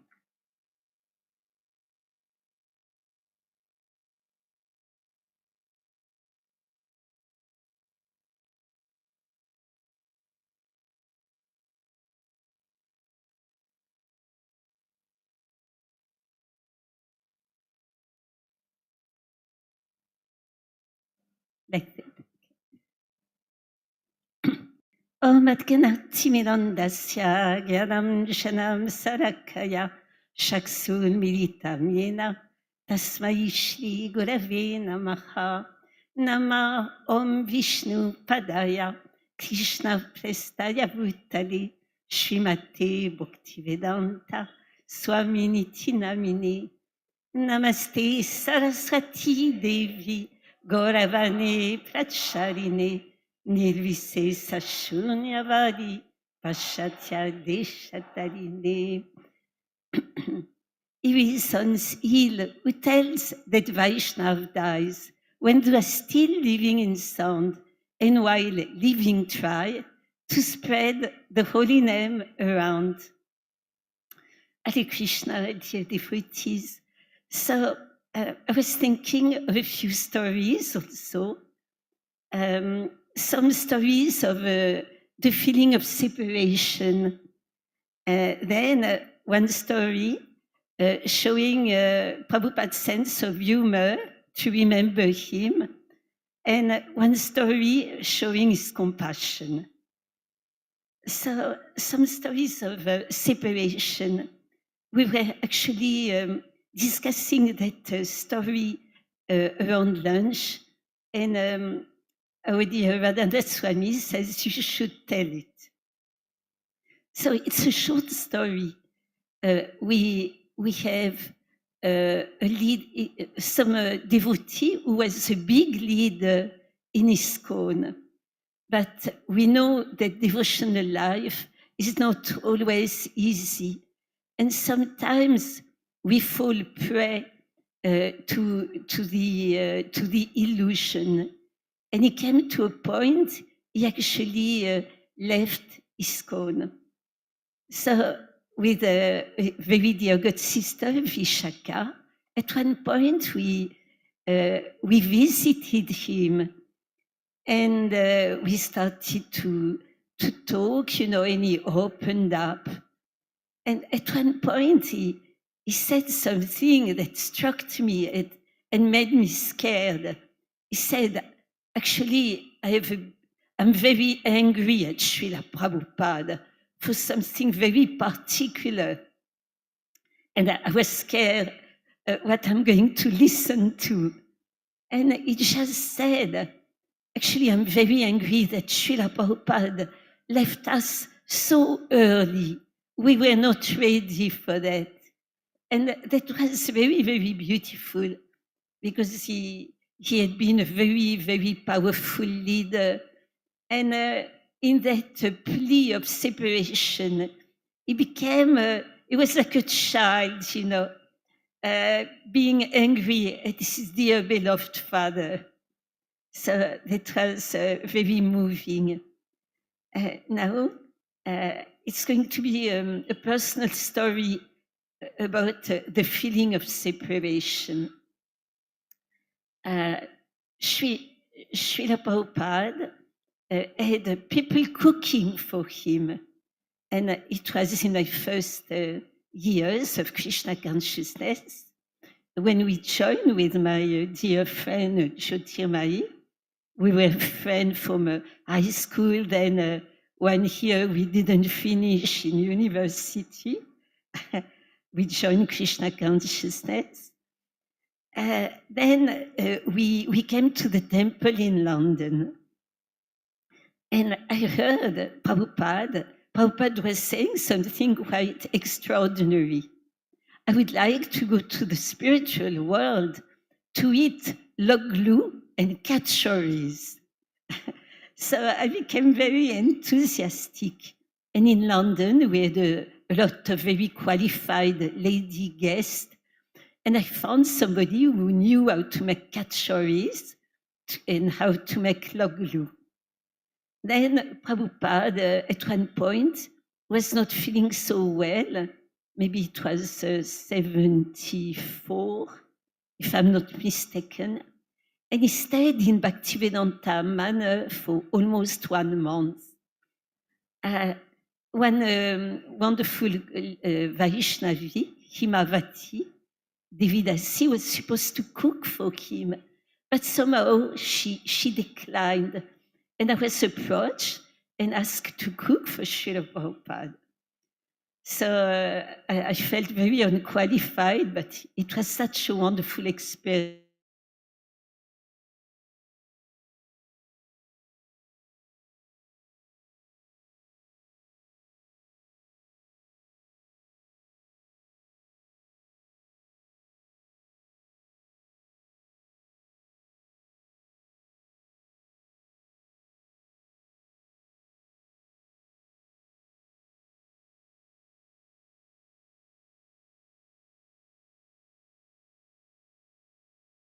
Faith. They don't believe in any God. So when they heard and talking about God, Krishna, God's authority, they started to make so much noise that, and one of them challenged Prabhupada, and he said something like, I don't remember exact word, but he said, "Why are you sitting on the throne?" Because we had brought Prabhupada Vyasasan, you know. But he said it in such a way that when I translated to Prabhupada what he said, Prabhupada, I didn't say exactly what Prabhupada said. You know, I made it a little less bad. And Prabhupada said, no, tell me exactly what he said. Ooh, so I had to say exactly what Prabhupada said. I was so embarrassed to tell him. But Prabhupada is so good at knowing when he's challenged, you know. He just knows how to defeat the person in a few words, you know. So that's one example that I always followed. And he said, but you can sit on this throne. Just come and talk about spiritual life. And you come and sit here. And he invited him to come and sit.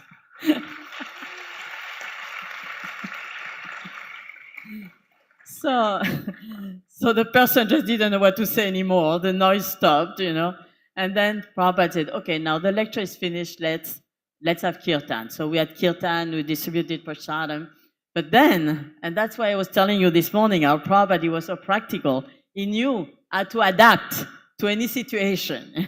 So he said, okay, we were in the car going back to a temple together. And Prabhupada said, okay, now when I come to France, you don't give me the Vyasasana anymore. You just give me a regular armchair. So it's so wonderful. It was such an example. I was telling you how we had so much to learn how to, in our preaching, how to react to different situations, and I followed like that Prabhupada's example. So that then later, I was giving a lot of lectures in universities, in Paris.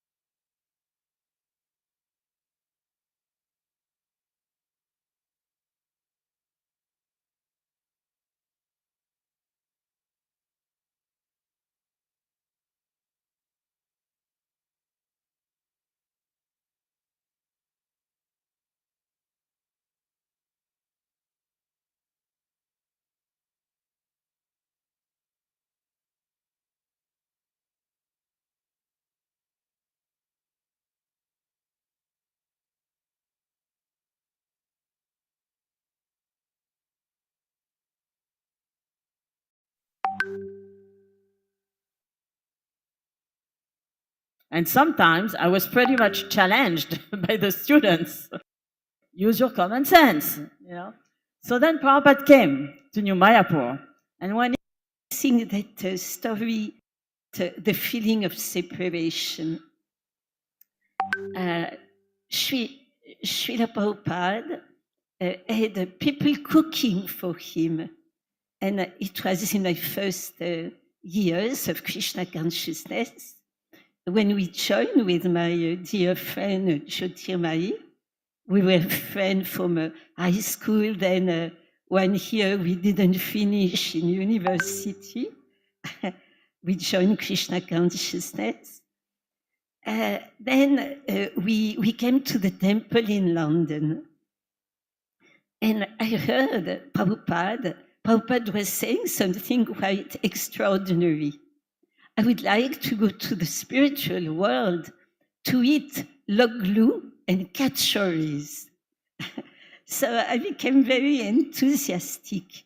And in London, we had a lot of very qualified lady guests. And I found somebody who knew how to make kachoris and how to make loglu. Then Prabhupada, at one point, was not feeling so well. Maybe it was 74, if I'm not mistaken. And he stayed in Bhaktivedanta Manor for almost 1 month. One wonderful Vaishnavi, Himavati, Devidasi, was supposed to cook for him, but somehow she declined. And I was approached and asked to cook for Srila Prabhupada. So I felt very unqualified, but it was such a wonderful experience. And every day we had to cook for Srila Prabhupada in this big, is it 3 or 4 layers? 3 or 4 layers, the brass cooker. How many? 3 or 4? 4 layers. So it was the principle of steam. In the beginning was the dal at the bottom. Then we had vegetables. One was going to be a dry veg and the other a wet one. And on the top was the rice.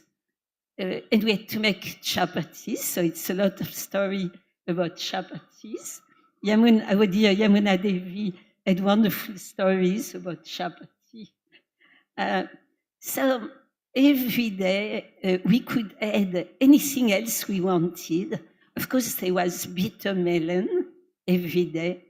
And I was kind of making everything I learned from the wonderful Indian lady guest in our Bury Place temple.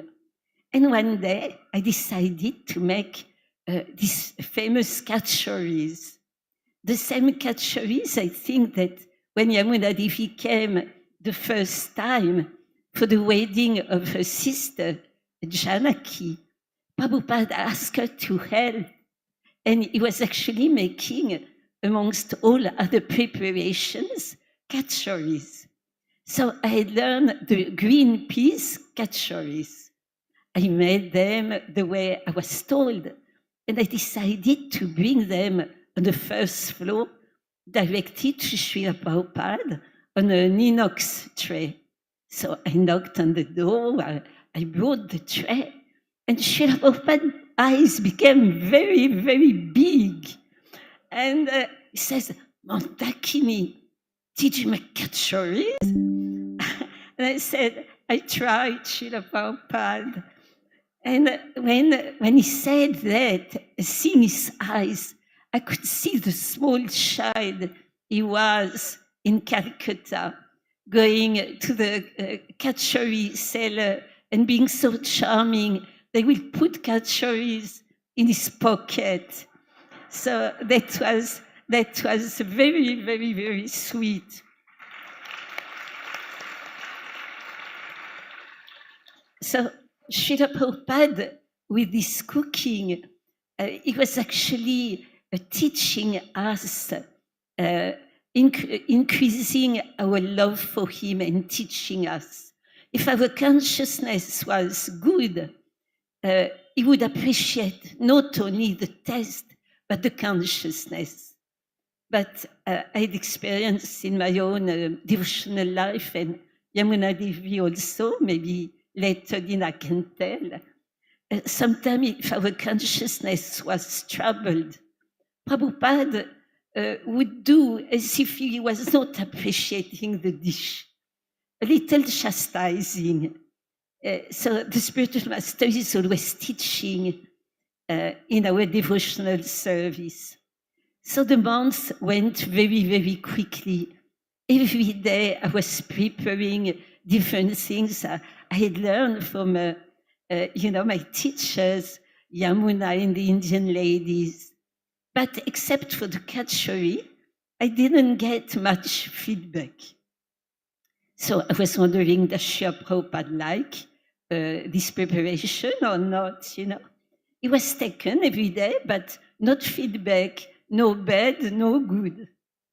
And then a time came for Srila Prabhupada to leave England. So it was starting to become very, very difficult to know that Prabhupada won't be here next day. Because when Prabhupada was in the temple, our whole life was centered around Srila Prabhupada. And I think a lot of Yamuna, because Dina is just here. Our dear Yamuna, she was actually carrying with her always Srila Prabhupada's presence. And Srila Prabhupada was always carrying Krishna's presence.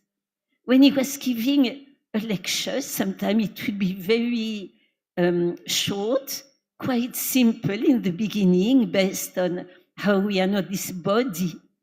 But it was like he was opening a little window on the spiritual world. We were all very convinced, at least during the time of the lecture, that we were not the body, we were not the mind, the false ego, the distorted intelligence. So Prabhupada was going to leave. And then I think it was Shrutakirti Prabhu, who was the servant at the time. He came quite late in the evening and he says, Mandakini, Srila Prabhupada wants you to make all this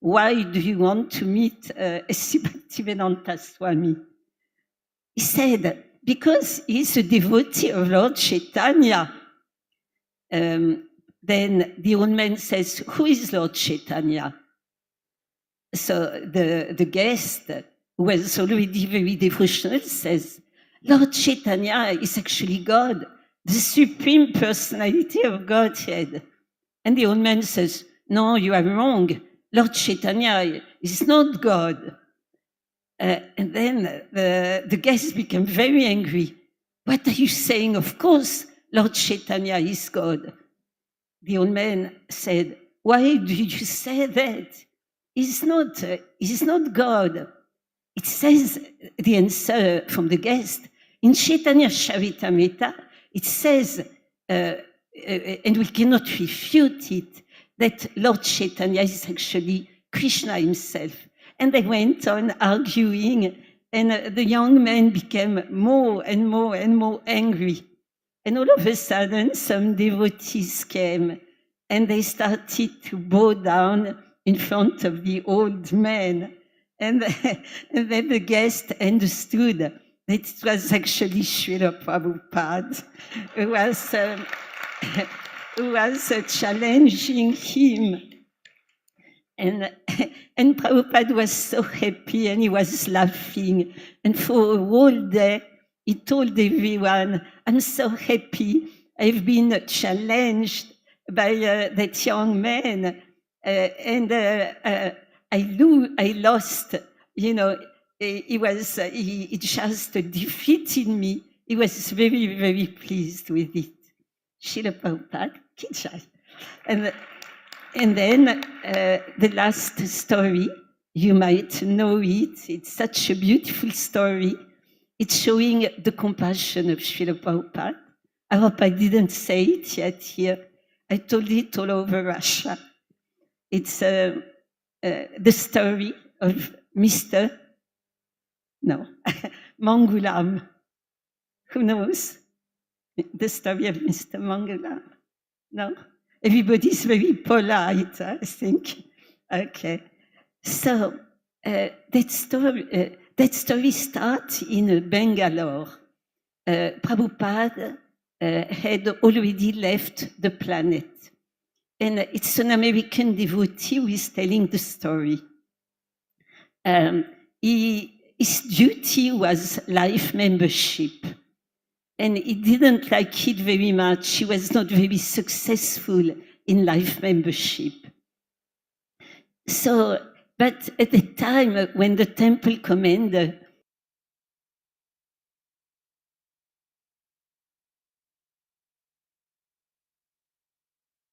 our nature. In the West now, devotees are always asking to do seva according to the nature, and it's good.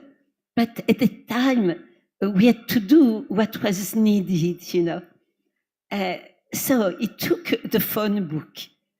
He thought, what can I do? This service is so difficult. Okay, I have an idea. I'm going to try to find in the phone book an Indian name. And he looked through the phone book and he found sorry, not Indian. He was in India, a Bengali name, Bengali. He said, if I find somebody from Bengal, they will become life member. They will be very proud of Srila Prabhupada, who comes from Bengal.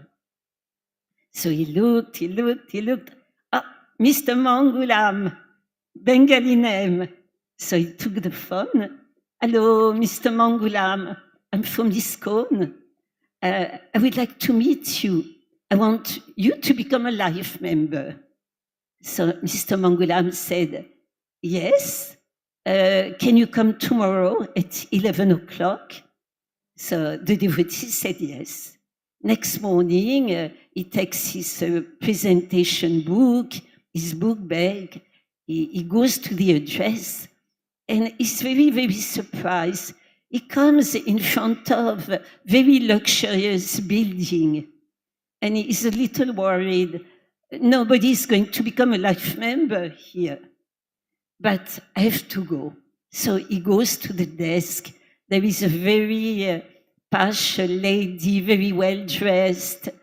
And he says, well, I have a meeting with Mr. Mangulam at 11 o'clock.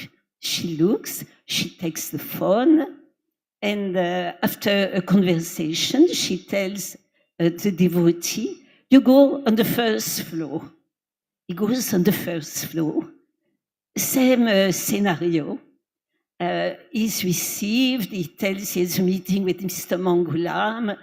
The man takes the phone and tells him, you have to go to the third floor. And it goes on like that to the 10th floor. And every time, each floor is more and more luxurious. The people are more and more sophisticated.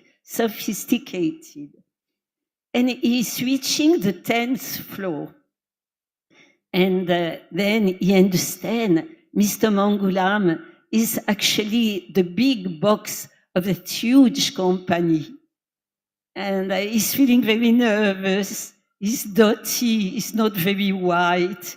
His book bag has some holes. He doesn't feel at the right place, but nowhere to go around. So some secretary takes him to a door, knock on the door, and a voice says, come in. Then he sees all the big directors of the company meeting for having a big council meeting, and Mr. Mangulam is presiding. So Mr. Mangulam says, okay, our meeting is finished. Now I have to receive this ISKCON devotee. So everybody goes. He feels very uncomfortable. He's told to sit down. He sits down. And Mr. Mangulam says, yes, so you want to talk to me? So the devotee says, Mr. Mangulam, you are from Bengal. Our spiritual master, S.C. Bhaktivedanta Swami, is also from Bengal. You must be very proud of him. So you have to become a life member. So Mr. Mangulam says, do I have to give a donation? He says, yes. How much? And at the time, maybe it was not so big, but no, I mean the opposite. Now it was not so big, but at the time it was very big. So he said 2,222 rupees. It's not very big, no? Is it very big? No. So Mr. Mangulam writes a check, gives the check, and the devotee looks, 10,000 rupees. So he's very surprised. He says, oh, Mr. Mangulam, it's very, very kind of you. Thank you very much. And Mr. Mangulam looks at him and says, well, you know, I was not very impressed by your speech. And the devotee says, me neither. And then he says, actually, I called you to tell you a story. When my father was just a small boy, he used to go to the kindergarten. And he had a little friend. They used to go with a bicycle. And they were very, very close to the other. And the little friend was actually your spiritual master, S.C. Bhaktivedanta Swami.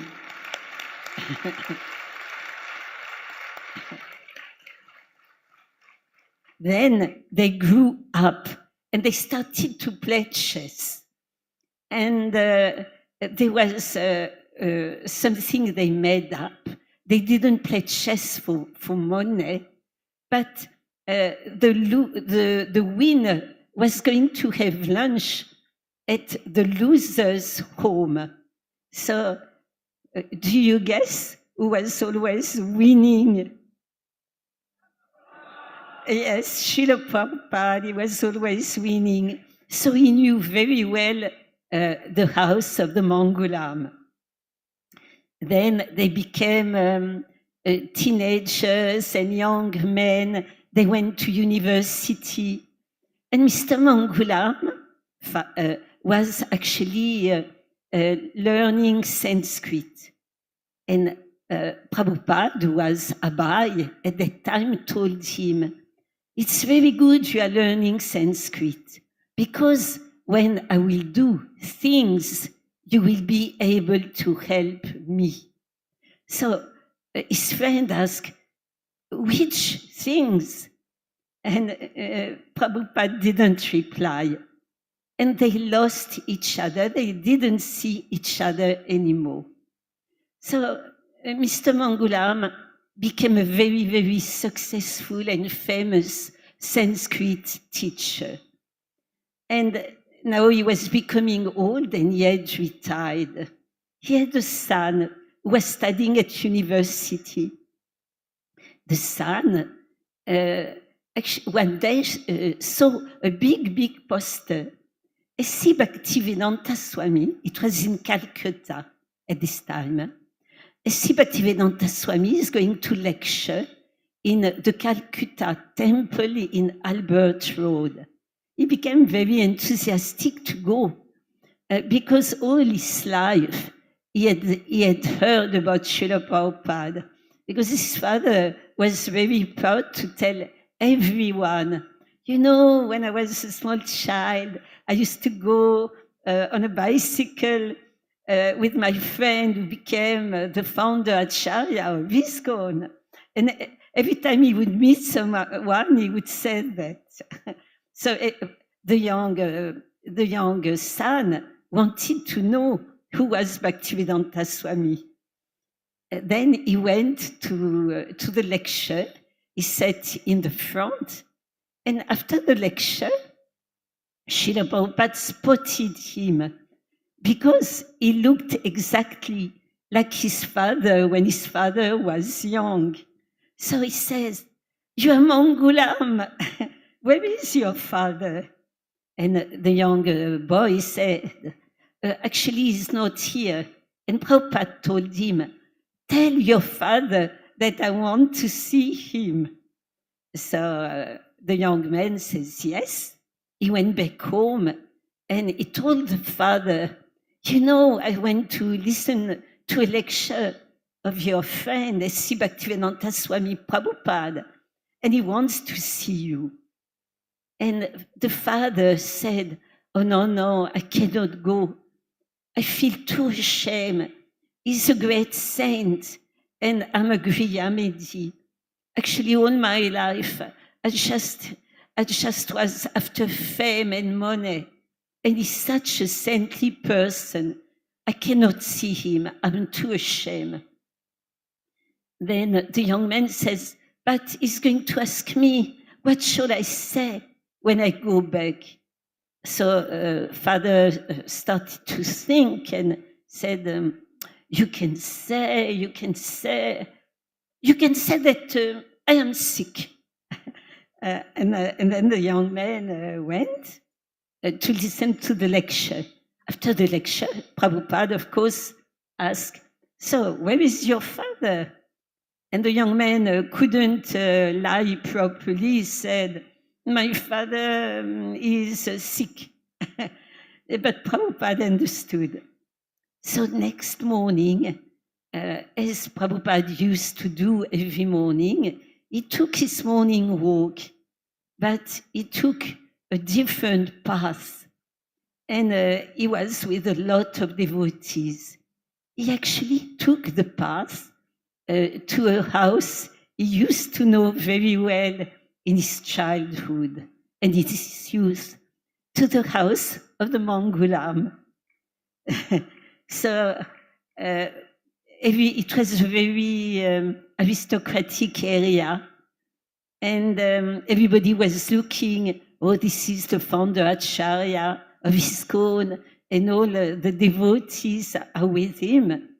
And he stopped in front of the house and knocked. The servant came, and surprised to see so many devotees, he went to see Mr. Mangulam. And he told him, actually, the founder of ISKCON is there with the devotees. What shall we do? So Mr. Mangulam, father, was shocked. And he says, of course, you have to let him in. But then he remembered he was supposed to be sick. So he went in bed.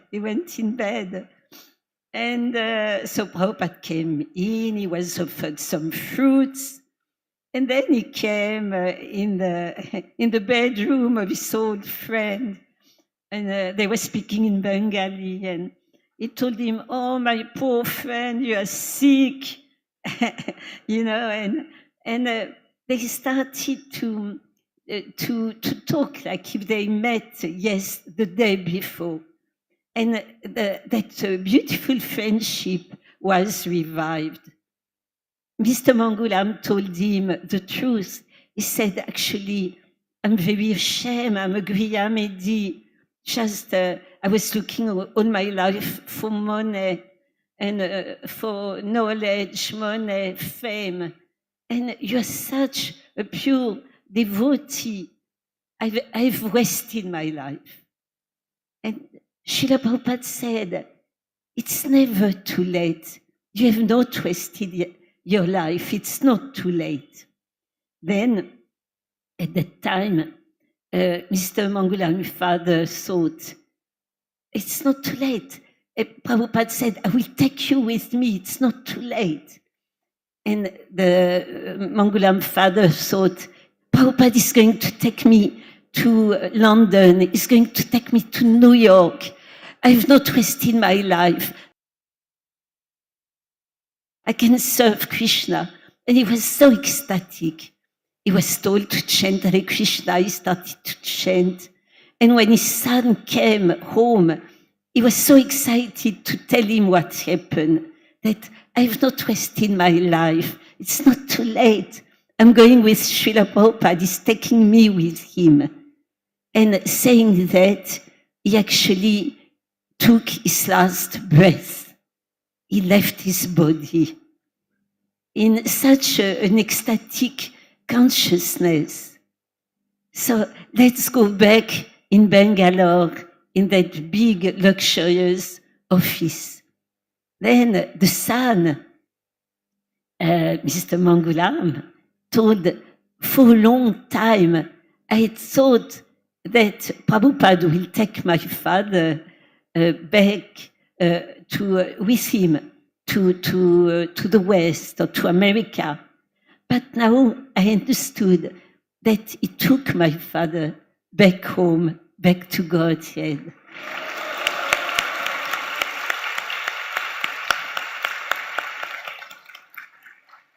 So then that man became very, very active in Krishna consciousness. He came to the temple.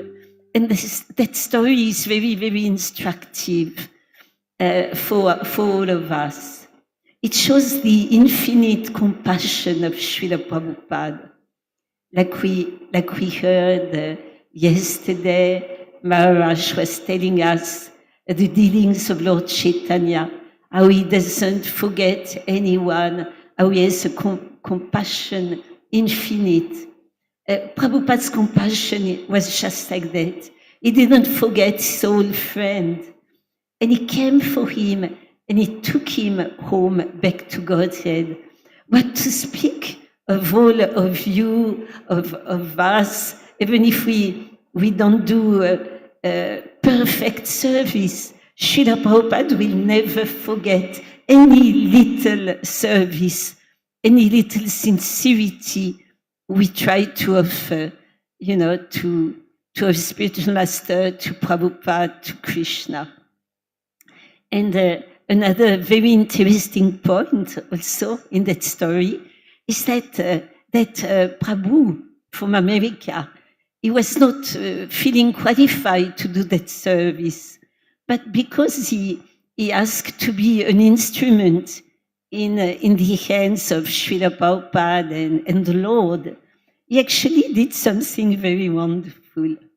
So that story shows Srila Prabhupada infinite compassion, but of course we could talk for all our life of Srila Prabhupada's quality. Thank you very much to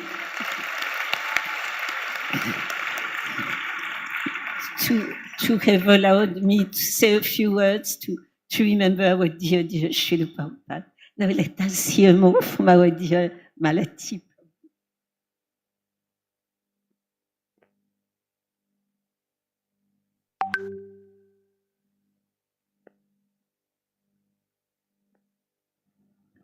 Hare Krishna.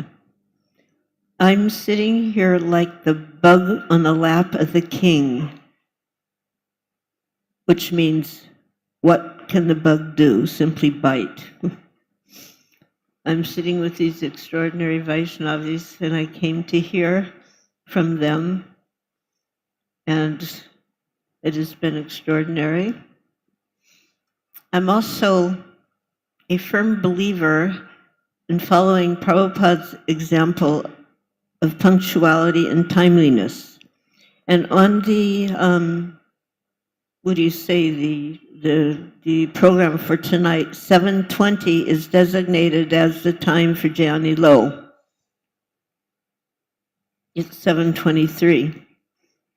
So my head at everybody's feet. Hare Krishna, we will honor the time as Prabhupada would expect us to do, as he also did. Hare Krishna.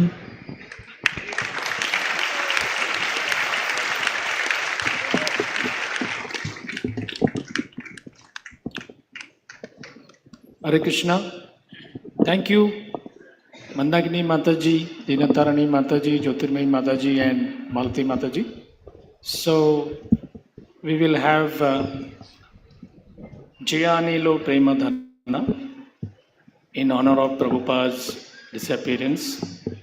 I would like to request His Holiness Radhana Swami Maharaj to kindly lead us in the singing of Jayanilo prayers. Light arrangement has to be closed here. Only focus light on the stage.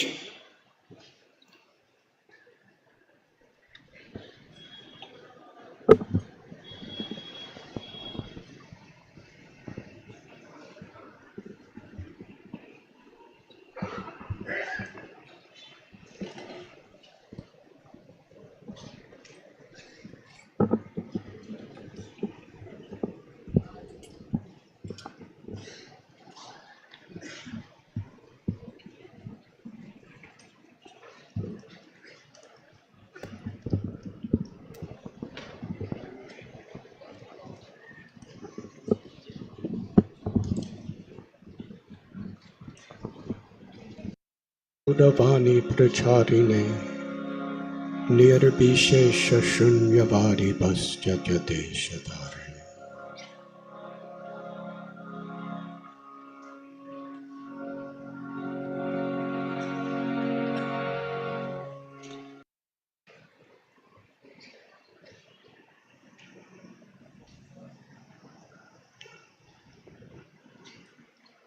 At this time, on the stage,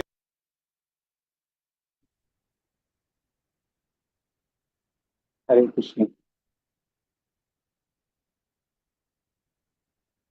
so Prabhupada వారు ప్రకారం ప్రభుపాద ఈ ప్రపంచం ఎదురున్నప్పుడు చాలా మంది తెలిసిందన్నమాట ప్రభుపాద వెళ్ళిపోయారని ప్రపంచం నుంచి.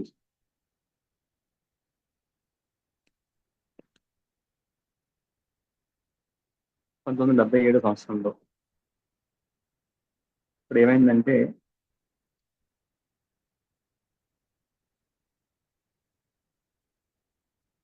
చాలా మంది భక్తులు చాలా మంది బాధపడ్డారండి.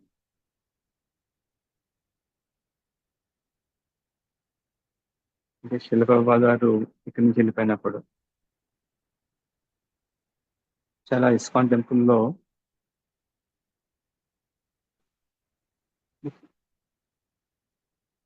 చాలా టెంపుల్ ప్రభుపాద చాలా సేవ చేస్తారనమాట.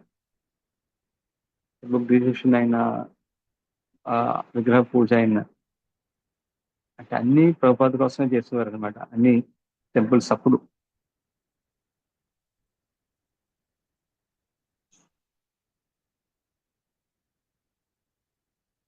చాలా మంది భక్తులకు చాలా అంటే చాలా బాధపడ్డారు ప్రభుపాద వారు చనిపోయినప్పుడు.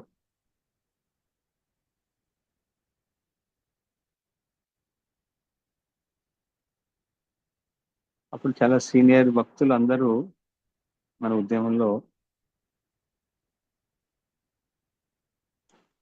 సీనియర్స్ అందరూ కూడా చెప్పాలంటే ఒక 10 సంవత్సరాల నుంచి ఎక్కువ ప్రాక్టీస్ చేయలేదండి భక్తి. చాలా మంది 5 సంవత్సరాల నుంచి చేస్తున్నారు అన్నమాట భక్తి.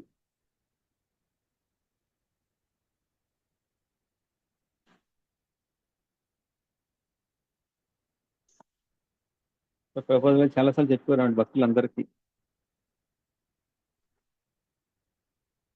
ఈ ఉద్యమాన్ని ముందుకు తీసుకెళ్ళండి, ఈ హరినామం సంకీర్తన ఉద్యమాన్ని.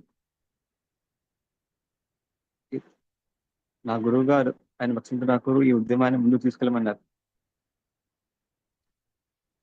ఇది చైతన్య మహాప్రభుల యొక్క ఉద్యమం అన్నమాట.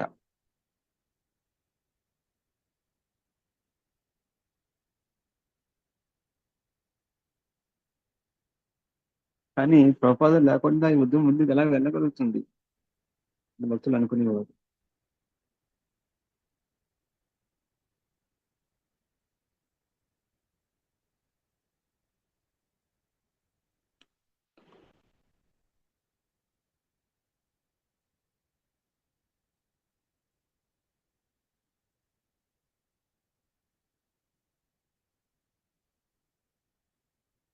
నిజం చెప్పాలంటే ప్రభుపాద లేకుండా ఏది ముందుకు వెళ్ళడం కష్టం. నిజం చెప్పాలంటే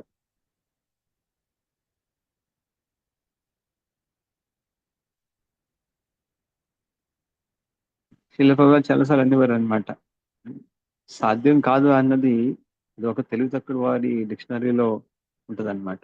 ఇంపాసిబుల్ ఇది వర్డ్ ఇన్ ఫుల్ డిక్షనరీ.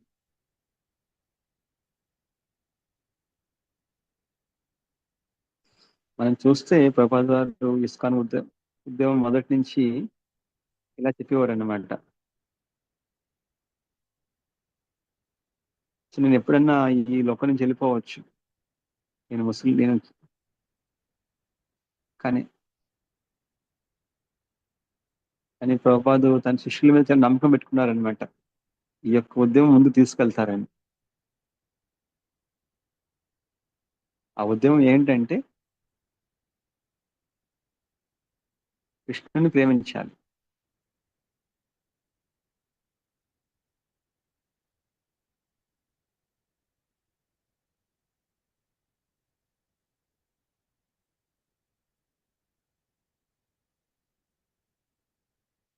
కృష్ణుని ప్రేమించాలి.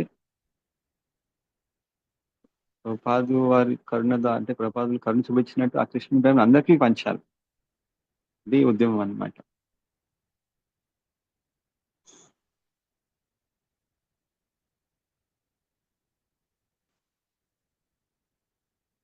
మనం కృష్ణ చైతన్యంలోకి రావాలంటే మన కృష్ణుని బాగా ప్రేమించాలి. అంటే మనం కృష్ణ ఎంత బాగా ప్రేమిస్తామో అంత మనం కృష్ణ చైతన్యంలో ఉంటాం.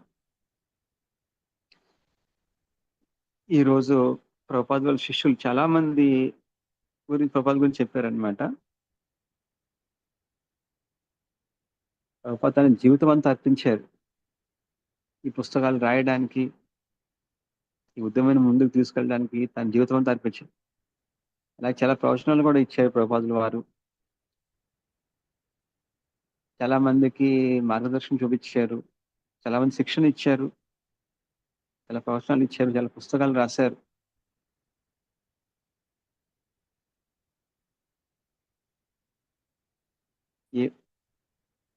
ఈ విధంగా ప్రభుపాద వారు తన యొక్క కరుణ మన మీద చూపించారనమాట ఎన్నిటి ద్వారా.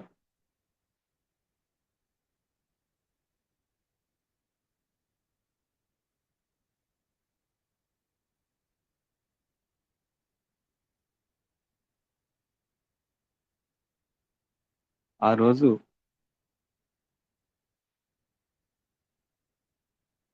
నలభై సంవత్సరాల ముందు నవంబర్ 14, 1977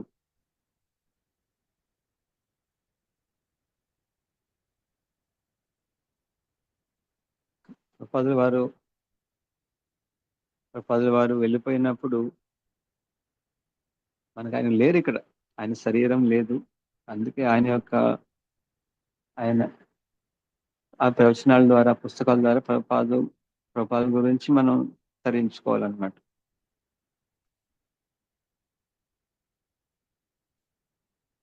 సో ప్రభుపాదుల వాళ్ళు ఏంటంటే ఆయన శిక్షను మనం పాటించాలన్నమాట. ఆయన యొక్క ఇచ్చినవన్నీ. సో మనం అన్ని కూడా ఆయన్ని సంతృప్తి చేయడానికి మనం చేయాలన్నమాట సేవ అంతా. అలాగే ప్రభుపాద తన గురువు సంతృప్తి కోసం అలా సేవ చేస్తారు. మనం కూడా అదే విధంగా ప్రభుపాదం సంతృప్తి చేయడానికి సేవ చేయాలి. సో ప్రభుపాద అడుగుతారనమాట, ప్రభుపాద మీరు మాకు చాలా చేశారు, మాకు చాలా ఇచ్చారు ఈ భక్తిని, సో మేము ఎలా కృతజ్ఞత చూపించగలం మేము అని అడుగుతారనమాట వాళ్ళ శిష్యులు ప్రభుపాదని. ప్రభుపాద ఈ విధంగా చెప్పారు. అంటే మనకి ఆయన చాలా ఆధ్యాత్మిక జీవితంలోనే అతి గొప్పదైన భక్తి యోగాన్ని మనకు చెప్పారు. అలాగే గోలోక బృందావనం గురించి చెప్పారు, మనకి నవదీప్ మహిమ గురించి చెప్పారు మనకి.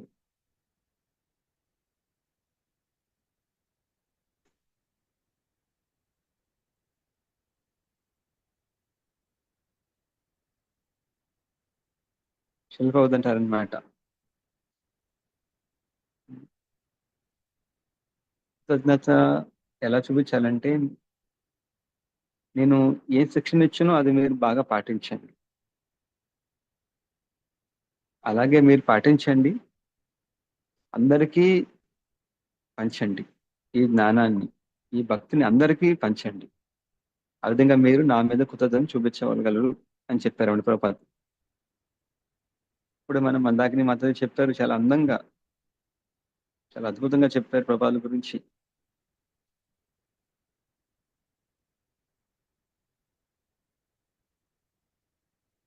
మందాకిని మాత్రం చెప్తూ ఉంటే మహారాజ్ అంటున్నారనమాట, నేను ఆలోచిస్తున్నాను,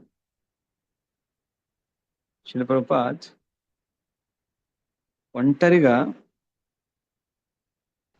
తన దగ్గర ఏమి లేకపోయినా కూడా, ఫోన్ కూడా లేదు అప్పుడు, తను ఉండడానికి సరి అయిన వసతి కూడా లేదనమాట, తన ఆరోగ్యం కూడా అంత సరిగా ఉండేది కాదు.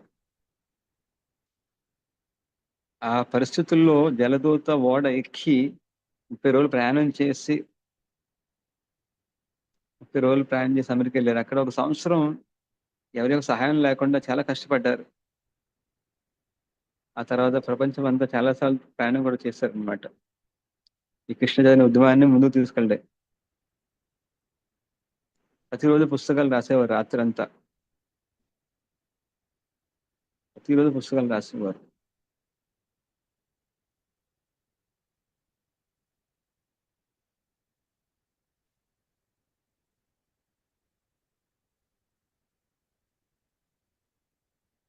చెప్తారన్నమాట, నేను నా గురువు యొక్క ప్రవచనాల్ని నేను మీకు అందరికీ చెప్తున్నాను.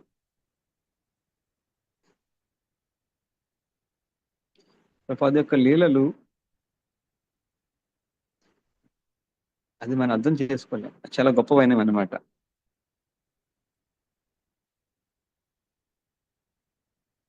అది మనకు అర్థం కావడం కూడా చాలా కష్టం అన్నమాట.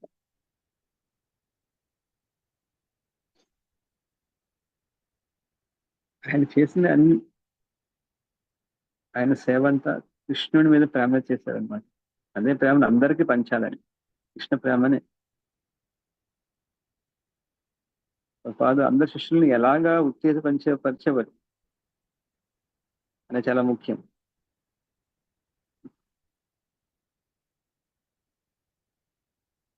రోజు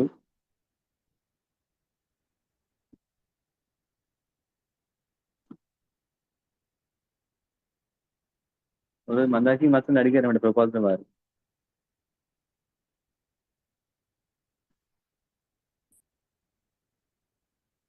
మళ్ళీ నువ్వు సోవియట్ యూనియన్కి వెళ్ళి ప్రచారం చేయమని. ఆ రోజుల్లో సోవియట్ యూనియన్ అంటే ఒక కమ్యూనిస్ట్ దేశం అనమాట. అక్కడ కమ్యూనిస్టులు అంటే వాళ్ళు ఒక నాస్తికులు అనమాట. అక్కడ మతం అన్నది లీగల్ కాదనమాట.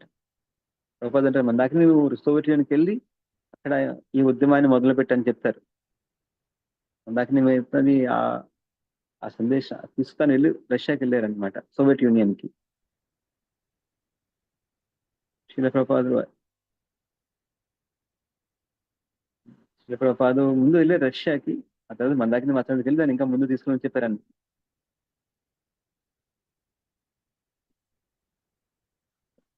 రష్యా ఇప్పుడు సోవియట్ యూనియన్ లో ఎన్నో వేల మంది భక్తులు ఉన్నారు ఇప్పుడు. అది చెప్పాలంటే సో ప్రభుపాదుల వారు ఆ విత్తనాన్ని నాటారు, తర్వాత మందాకిని మాతాజీ ముందుకు తీసుకెళ్లారనమాట.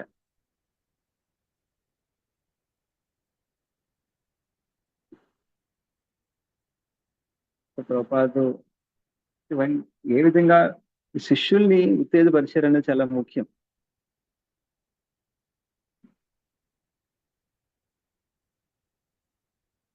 ఎందుకంటే మందాకి నీకు అర్థమైంది అనమాట, ప్రభుపాదు మనకు ఏం వచ్చింది ప్రభుపాద నుంచి అది అందరికి పంచాలని అర్థమైంది మందాకిని మాతాజీకి. ఈ రోజు పొద్దున్న ప్రభుపాద సమాధి మందిరంలో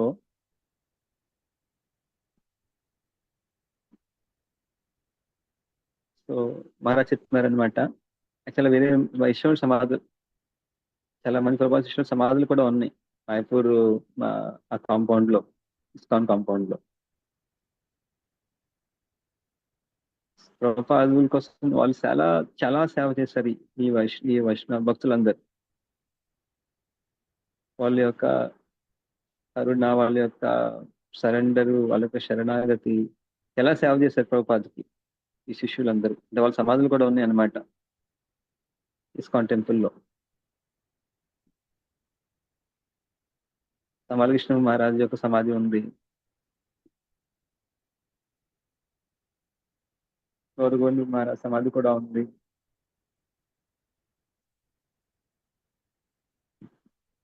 మహారాజ్ సమాధి కూడా ఉంది.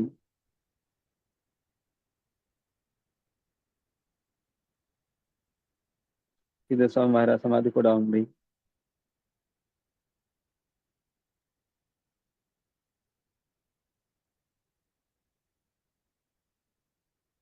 మహారాజ్ సమాధి కూడా ఉంది.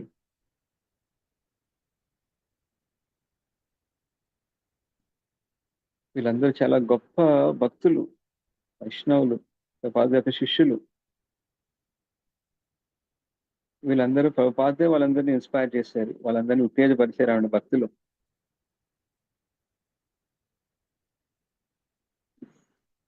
సో తనలో ఉన్న ఈ కరుణని వాళ్ళందరికీ ఇచ్చారనమాట.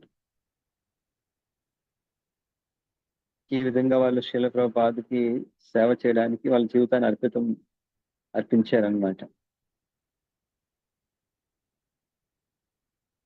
దానిలో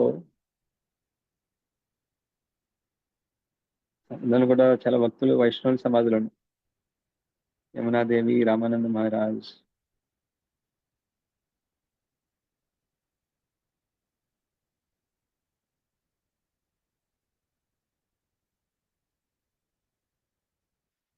అలాగే మళ్ళీ వారు గోపాలకృష్ణ సమాధి మందిరం కూడా తెరవబోతున్నారు.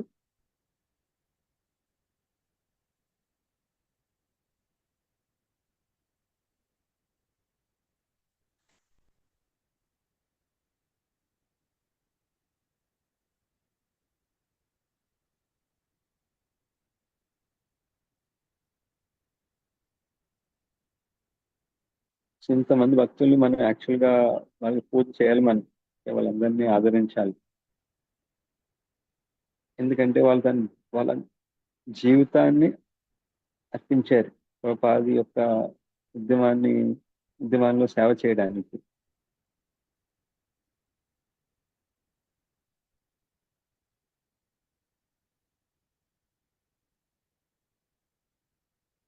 మనదంటారు ప్రభుపాద ఇదంతా మీ యొక్క కరుణే మేము అందరికి ఇస్తున్నాం,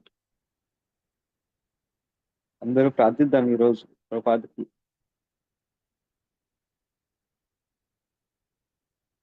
మన ఉదయం నుంచి మనం ప్రార్థిద్దాం ఈ ప్రపోజల్ వారికి. ఏమని ప్రార్థిద్దామంటే మన యొక్క జీవితాన్ని ఆ ప్రపోజల్ వాళ్ళు సంతృప్తి చేయడానికి అర్పిద్దాం. అదే మన యొక్క జీవిత లక్ష్యం. అదే మన చాలా ముఖ్యమైన జీవితంలో.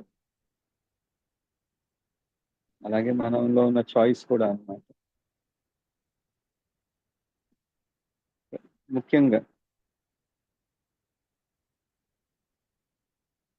ఎస్పెషల్లీ మన భక్తులతో సాంగత్యంలో చాలా ముఖ్యమైనది అనమాట. ప్రభుపాదని ఎలా మనం సంతృప్తి చేయాలన్న విధంగా భక్తులతో మన సాంగత్యంలో ఉండాలి, మన సంబంధాలు ఉండాలి. ఈ సంకీర్తనం అనేది నవదీప్లోనే మొదలైంది. హరే కృష్ణ మంత్రం, రాధాకృష్ణ యొక్క నామం ఇక్కడి నుంచే మొదలైంది మాయాపూర్లో.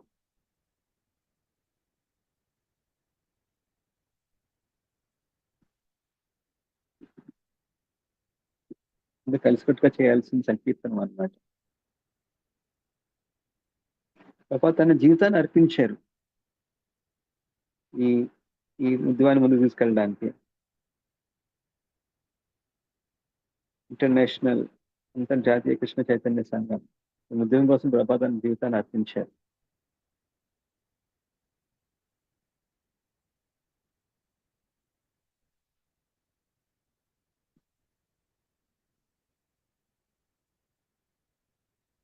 ఈ ఉద్యమంలో ఇస్కాన్ సొసైటీలో మనం ప్రతి ఒక్కరిని ఉత్తేజపరచాలన్నమాట. ఏమని చేయాలంటే ప్రోత్సహించాలన్నమాట. ప్రభుపాద యొక్క శిక్షణ మనం పాటించాలి మన జీవితంలో.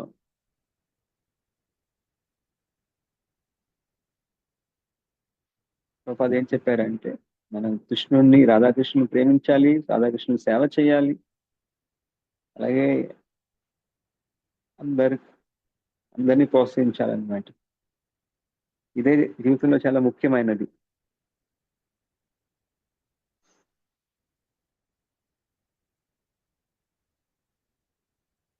మిగిలినవన్నీ కూడా మనకి అంత ముఖ్యమైనవి కాదు.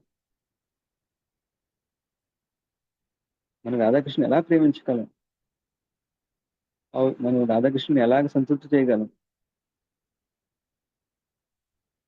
అది ప్రభుపాదుడికి మన కృతజ్ఞతలు చూపించాలి. మన గురు పరంపరకి శిల ప్రభుపాదు మన కృతజ్ఞతలు చూపించాలి. వాళ్ళని సంతృప్తి చేయడం ద్వారా మన రాధాకృష్ణుని సంతృప్తి చేయగలం.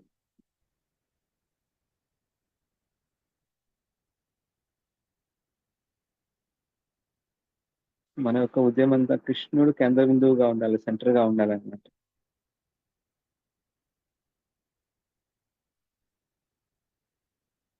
ప్రతి ఒక్క భక్తుడు ఈ ఉద్యమంలో ఉన్న ప్రతి ఒక్క భక్తుడు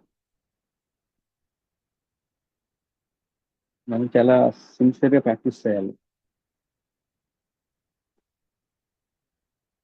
మనం చాలా పర్సనల్ గా ఉండాలి అనమాట ఈ భక్తి ఉద్యమంలో. మన యొక్క బాధ్యతను తీసుకోవాలి.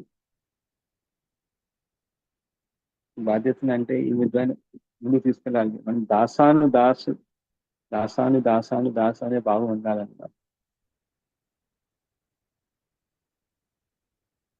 ఉపాధికి మనం దాసాను అనే భావంలో సేవ చేయాలన్నమాట అందరి భక్తులకి కూడా. ఆయన మనకి చాలా ముఖ్యమైన గురువు అన్నమాట ప్రభుపాదుల వారు.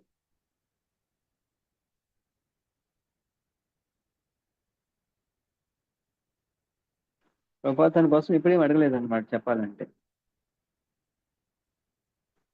కృష్ణుని ప్రేమించండి, మీరు నాకేమీ అవసరం లేదు, మీరు కృష్ణుని ప్రేమించండి, అలాగే కృష్ణ ప్రేమను అందరికీ పంచండి. అదే ప్రభుపాదులు మన నుంచి ఆశించేవారు.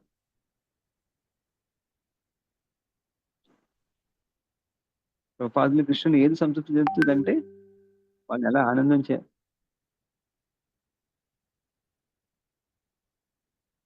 అది మనకి నిజమైన అది చాలా గొప్పదన్నమాట. మనం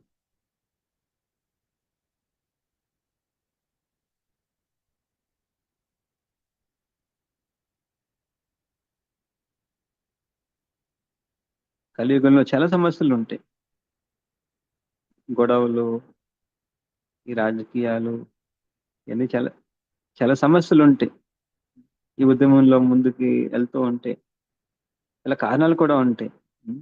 ఈ ఫైటింగ్లకి కలిసి ఉండకుండా ఉండడానికి కలియుగంలో చాలా చాలా కారణాలు ఉంటాయి. మాయలో పడిపోవడం, కలియుగం అనేది అలాంటిది అనమాట. సొసైటీలో కూడా ఉంటాయి, చాలా సాధారణం. కానీ మనం ఇవన్నీ నుంచి దూరంగా ఉండాలి అంటే ఒకటి చేయాలన్నమాట. సో మనం ప్రభుపాద్ని కేంద్రబిందుగా చేయాలన్నమాట. ప్రభుపాద్ని ఎలా సంతృప్తి చేయాలి? What will please Prabhupad?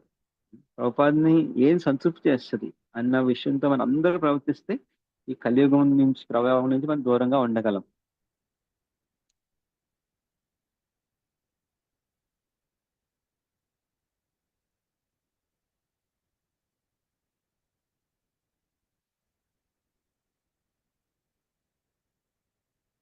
ఒకసారి మనకి ఈ విధంగా భావనలు వస్తూ ఉంటే, ఆలోచనలు,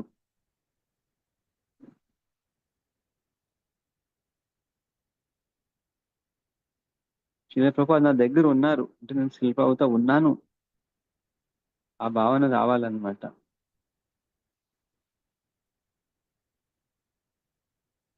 అప్పుడు ఆయన మనకి ఎంత దూరం అని తెలుస్తుంది అనమాట. అంటే మన ప్రభుపాద్కి ఎంత క్లోజ్ గా ఉంటే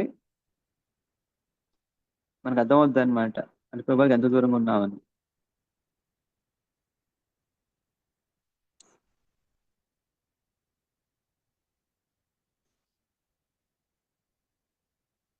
ప్రభుపాద్కి ఎంత దూరంగా ఉన్నా అనిపిస్తే చెప్పాలంటే మనం దగ్గరగా ఉన్నట్టు అనమాట. సో ఇదే యొక్క భావంతో మనం చాలా అందరూ మన కీర్తన చేద్దాం అప్పుడు ఈ యొక్క భావంతో. అంటే ఈ యొక్క ప్రార్థన ఏంటంటే వైష్ణవులు ఎవరైతే చనిపోతే వాళ్ళ గురించి అన్నమాట ఈ పాట. అందరూ చాలా శ్రద్ధగా పాడండి.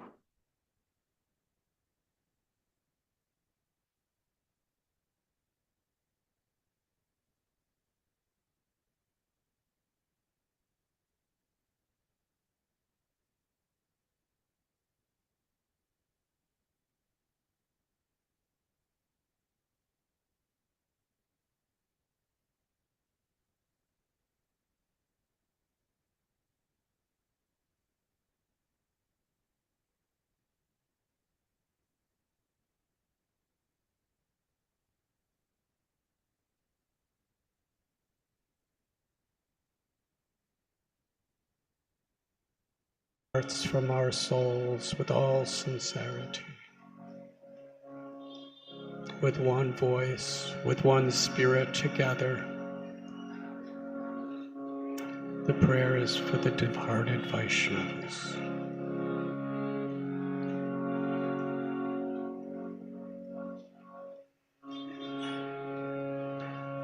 Jaya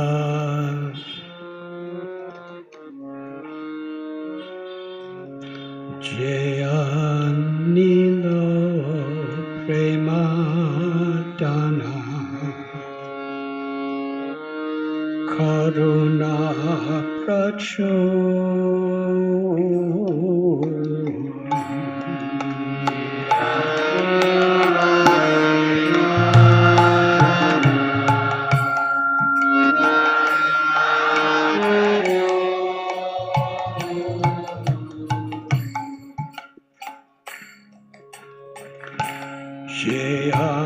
Nilo Prematana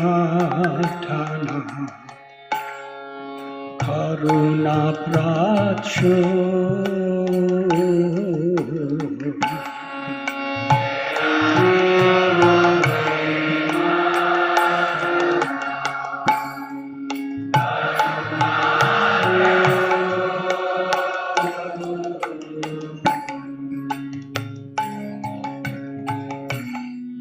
Hey no Prabhu Kotha केला आचार्य ठाकुर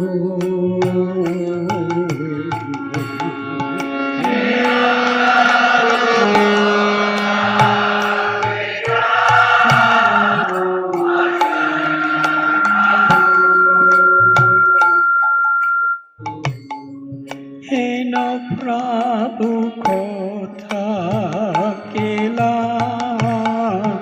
आचार्य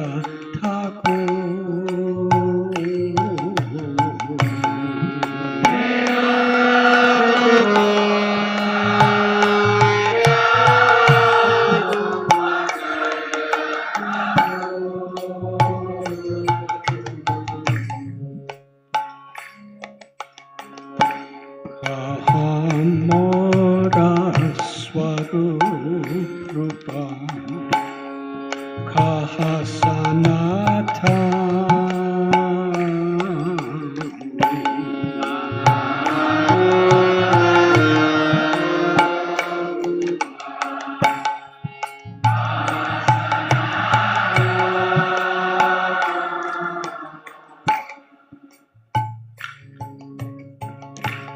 कहा मोरा स्वरूप रूपा कहा सनातन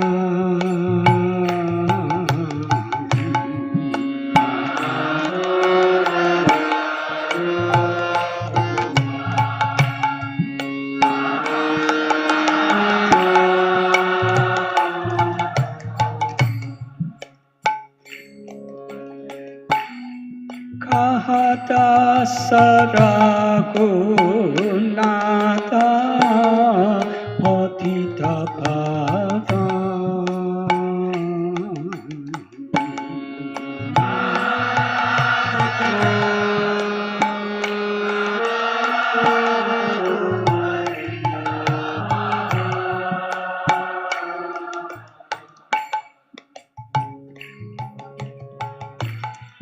कहता सरागुनाता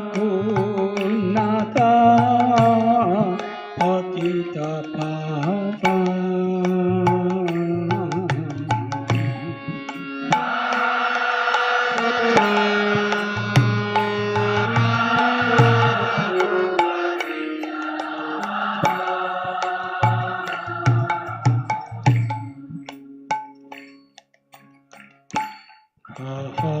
मोरा बाधा जुगा कहा कबीरा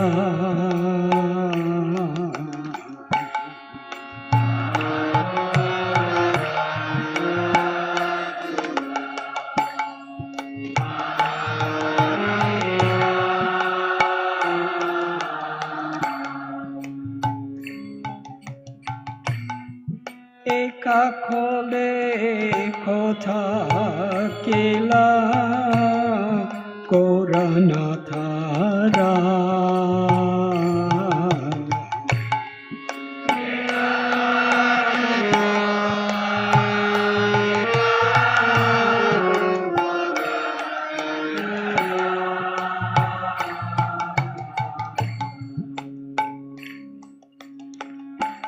हसने खुथिब माथा आनाले फासिब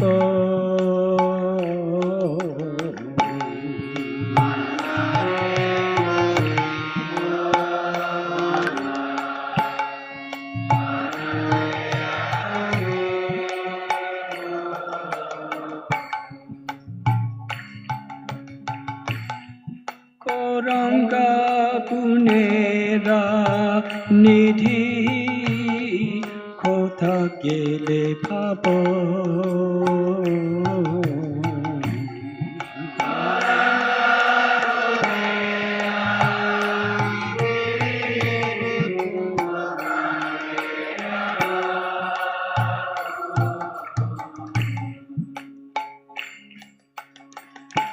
से सपा संगीरा संगे जे कोई लोबिला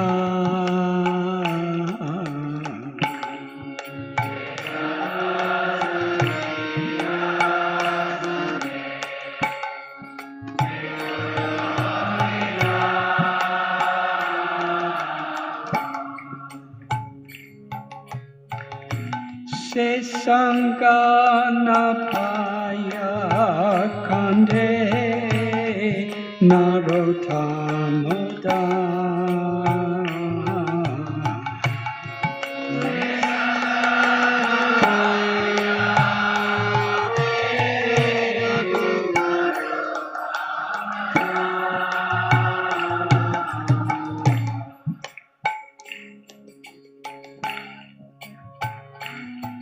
Se sanganapaya kande narotamoda.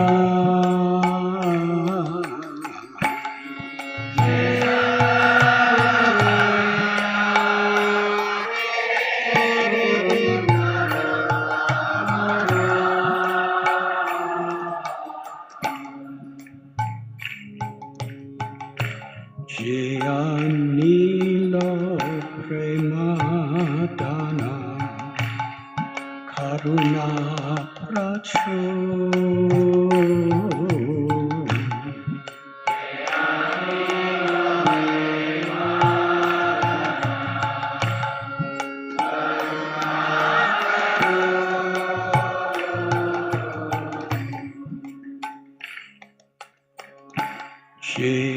Jiyanilo premadana karuna prachu.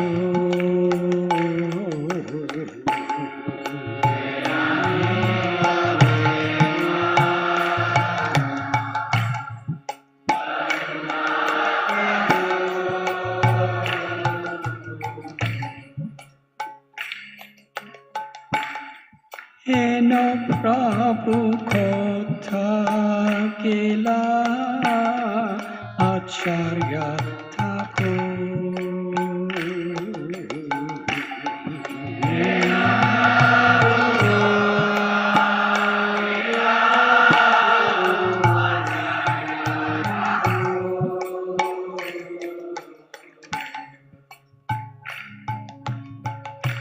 Eno Prabhu Kotha Gila Acharya Thakur.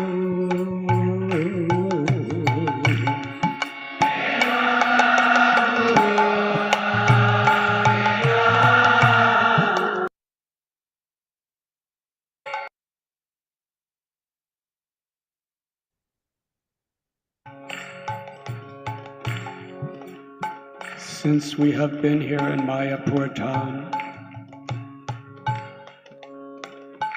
we have all personally witnessed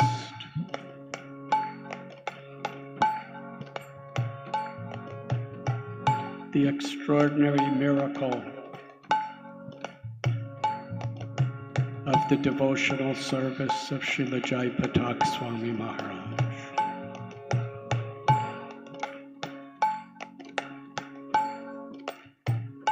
What are his health conditions over years?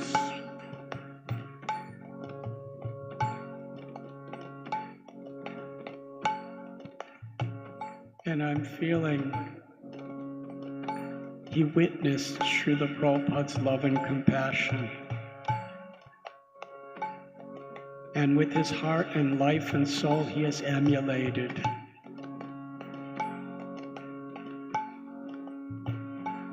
There's just no impediment in material creation that will provide an excuse for him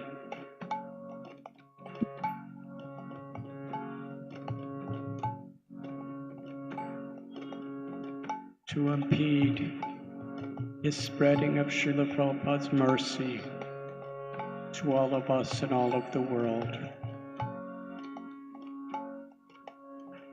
Srila Prabhupada's life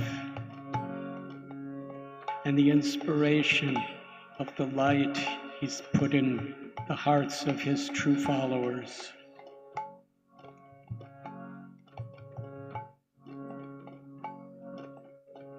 is very much Srila Prabhupada's presence in our life.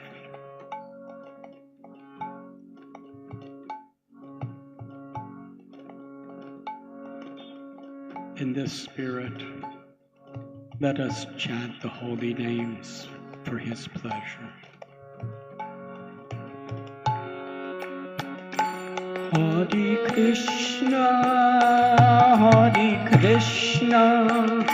Krishna Krishna, Hare Hare, Hare Rama,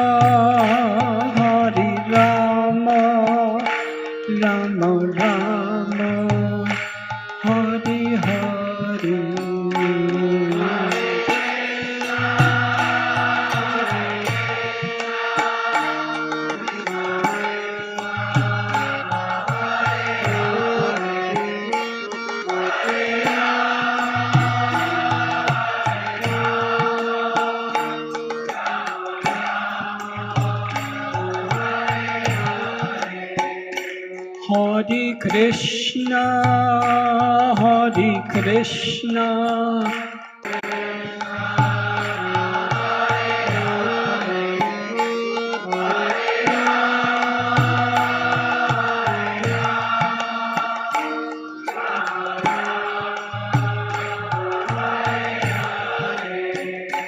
Hare Krishna, Hare Krishna, Krishna Krishna, Hare Hare, Hare Rama,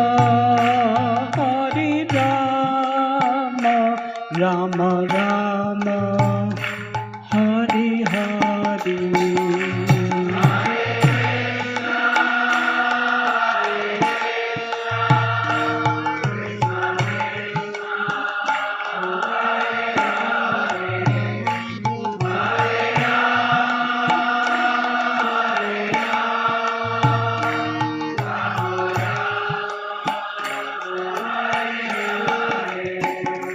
Hare Krishna,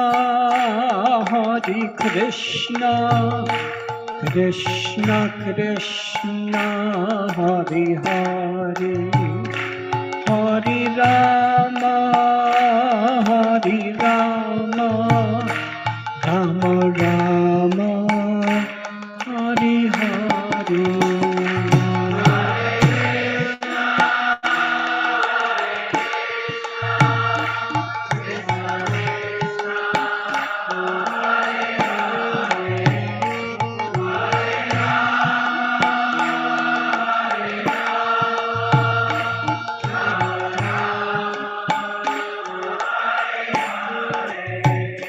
Hare Krishna, Krishna Krishna, Hare Hare, Hare Rama, Rama Rama, Hare Hare.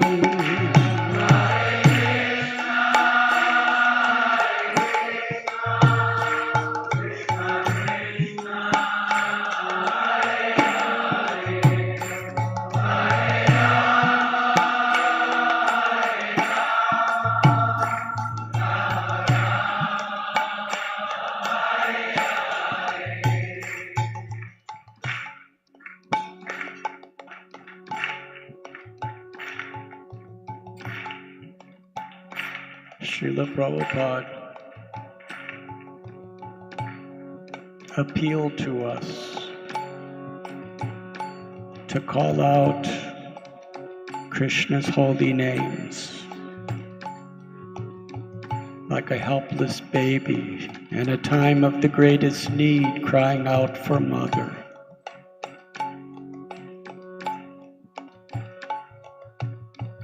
Death could come at any moment.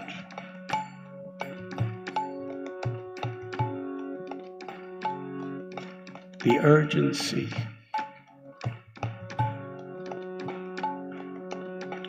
to seek shelter of the holy names of the Lord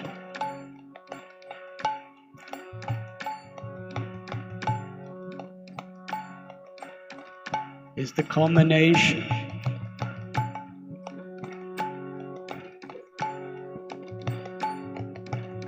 of all the Vedic teachings. Let us fill the universe with Srila Prabhupada and Lord Chaitanya Nityananda's compassion by loudly crying out this Mahamantra.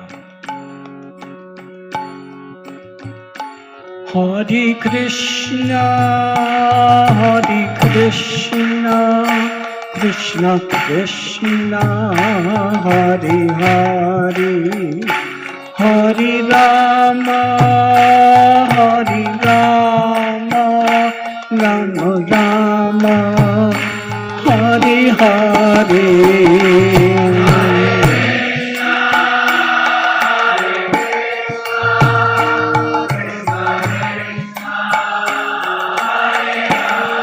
Louder, please.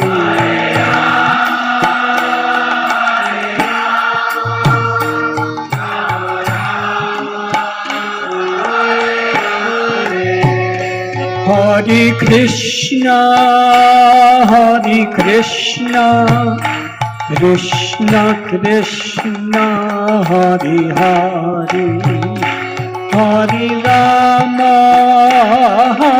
Rama, Rama Rama, Hare Hare.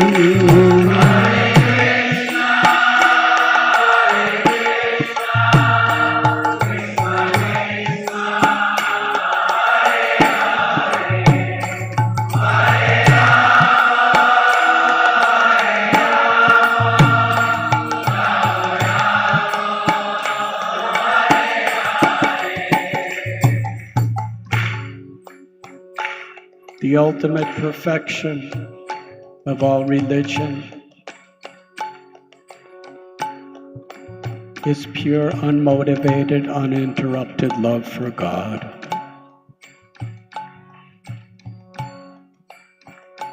Srila Prabhupada, on behalf of our Brahma Madhva Gaudiya Parampara, is not just giving us the essence of all religion, pure love of God, but the highest, the most inclusive, the sweetest expression of the love of the residents of Vrindavan for Sri Sri Radha Gopinath. Such a rare, priceless treasure.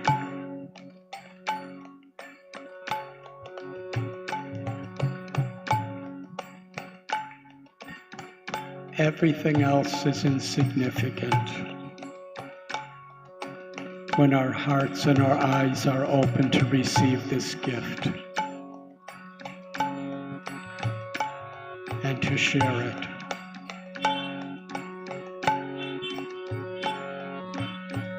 Very loudly, please, with great feeling.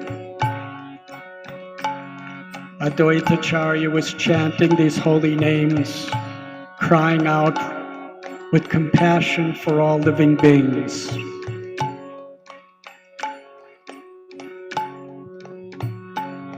And this is how Srila Prabhupada taught us to follow in his footsteps. Everyone, please.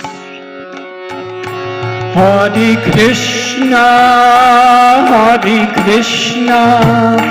Krishna Krishna, Hare Hare, Hare Rama,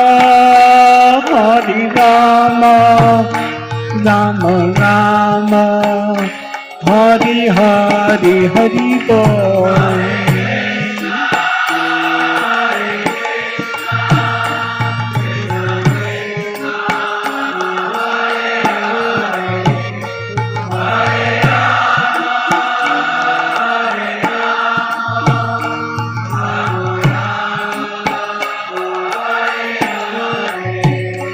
Hare Krishna,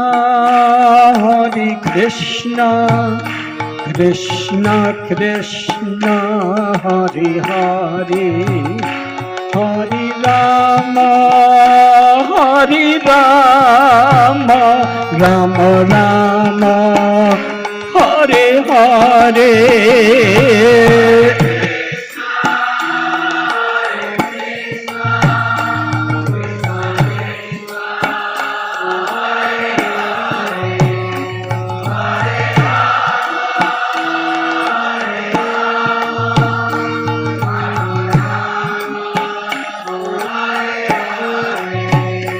Hare Krishna, Krishna Krishna, Hare Hare, Hare Rama, Rama Rama, Hare Hare.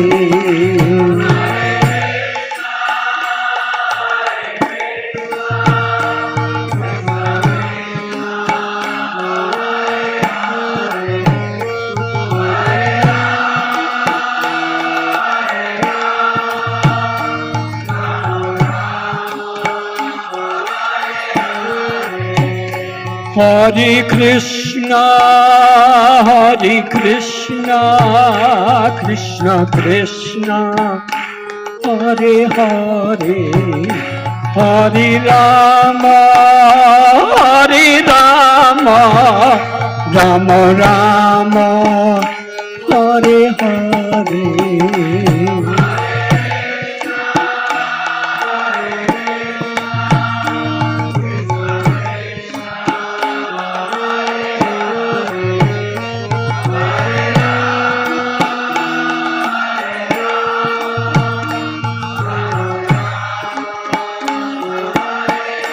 Jaya Jaya Prabhupada, Prabhupada, Prabhupada, Prabhupada.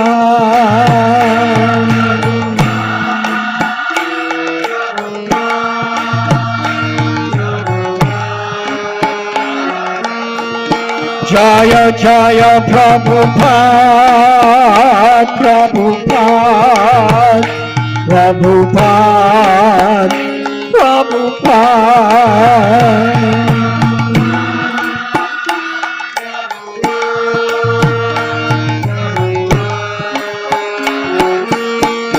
Jaya Jaya Prabhupada, Prabhupada, Prabhupada, Prabhupada.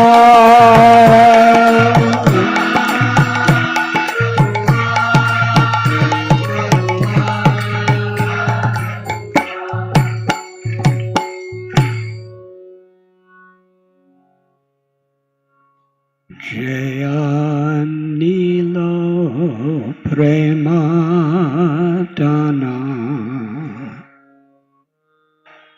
Karuna Prachur.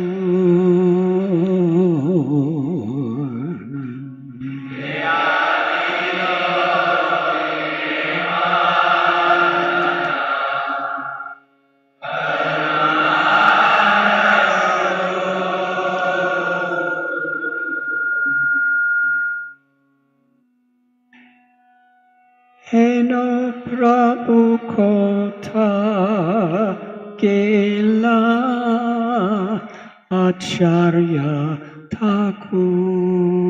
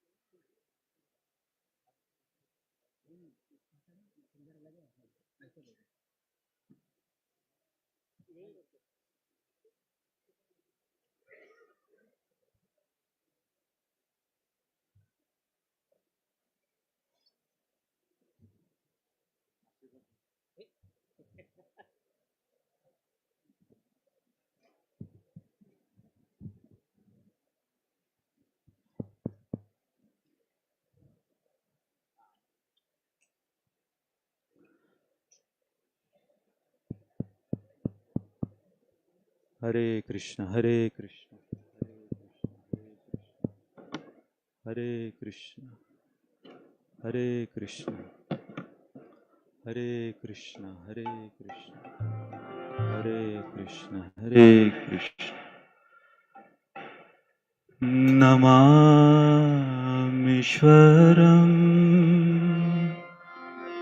सच्चिदानन्दरूपम्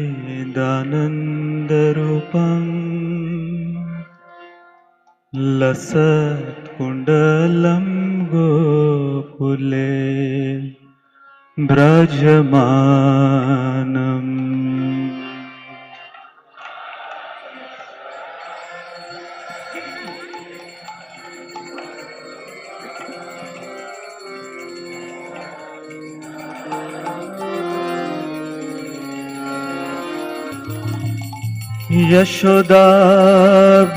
यशोदाभियोलुक लाघवमानम् परामृष्टमत्यन्त तोदृत्य Gopya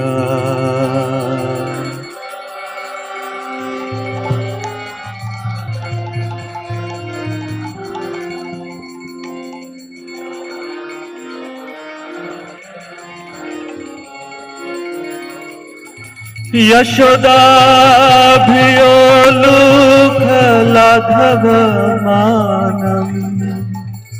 परामृष्टमत्यन्त तोदृत्य Gopya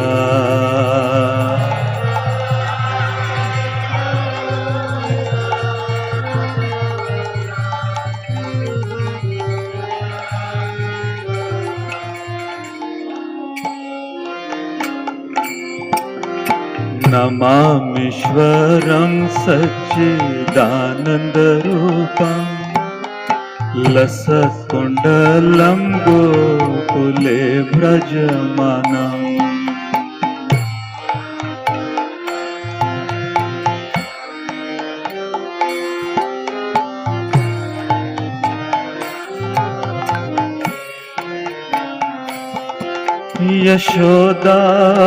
यशोदाभियोलुक लाघवमानम् परामृष्टमत्यन्त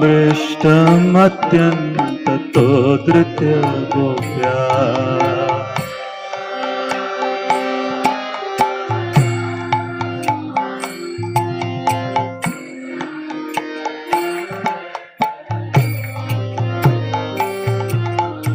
रुदन्तं मुहुर्नेत्रयुग्ममृजन्तम् कराम्भोजयुग्मेन सातङ्कनेत्रम्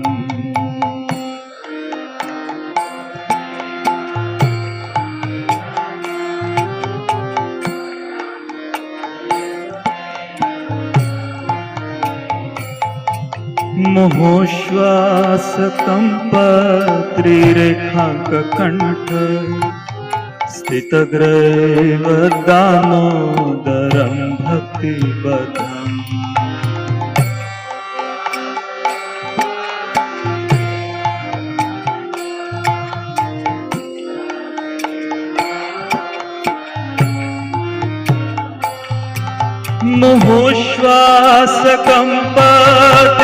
मुहुश्वासकम्पत्रिरेखाङ्ककण्ठ स्थितग्रैव दामोदरं भक्तिपदम्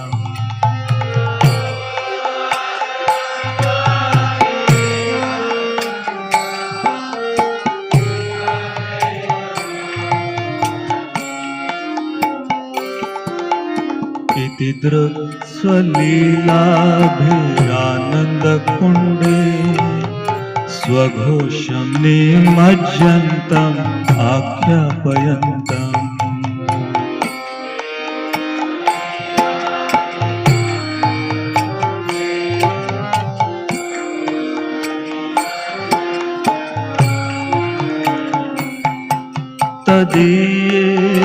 तदीयेषितज्ञेषु भक्तर्जितत्वम् पुनः प्रेमतस्तं शतावृत्ति वन्दे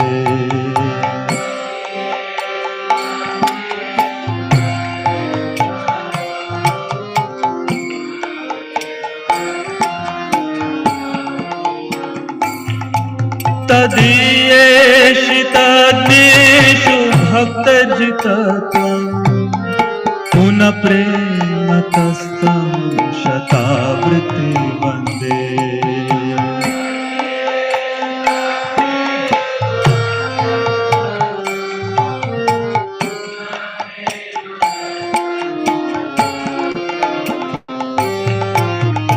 वरं देव मोक्षं न मोक्षं वधिं वा न चान्यमृणेऽहं वरे शदपीह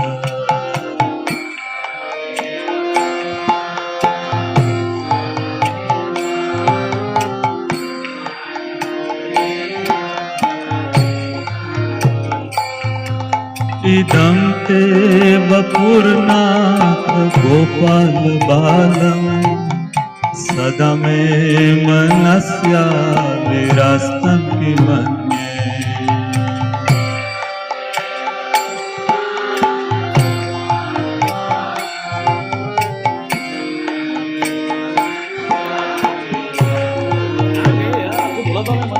इदं ते वपुर्नाथ गोपाल बालम् सदा मे मनस्या विरास्तं किमन्ये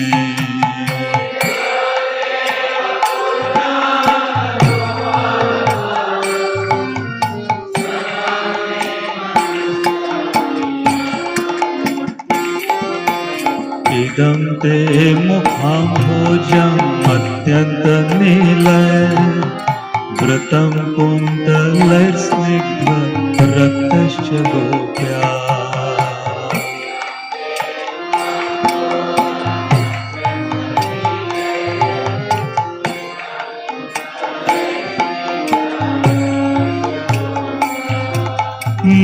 मुहुश्चुम्बितं बिम्बरक्ताधरं मे मनस्या विरस्तामलं लक्षलाभे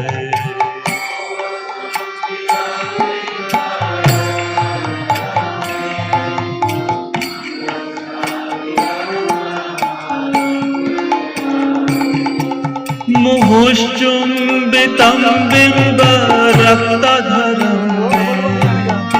मनस्या विरस्तामलं लक्षलाभे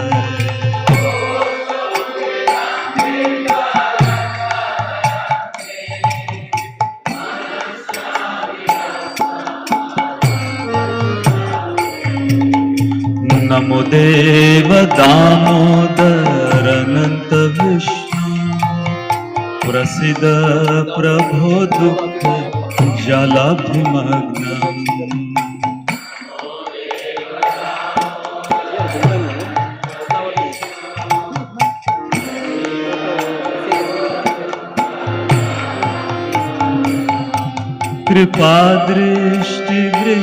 कृपादृष्टिदृष्ट्यातिदीनं बतानु ग्रहणेश मामज्ञमेध्यक्षीदृशा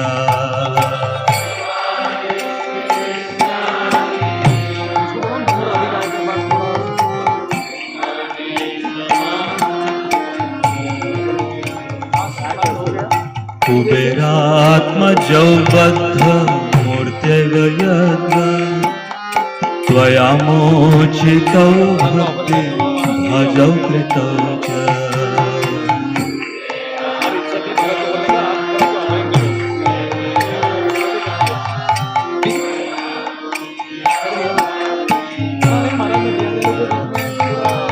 तथा प्रेम भक्तिं स्वकाम्ये प्रयच्छ न मोक्षे ग्रहो मेस्ति दामोदरे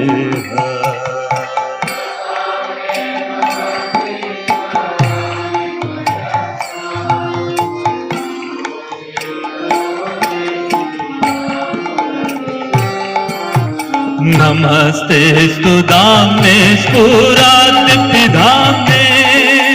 त्वदयोदरायथ विश्वस्य धाम्ने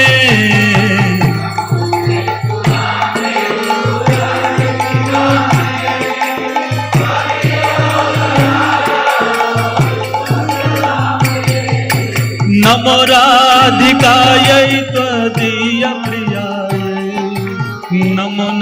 अमृतलीलाय देवय तुभ्यम्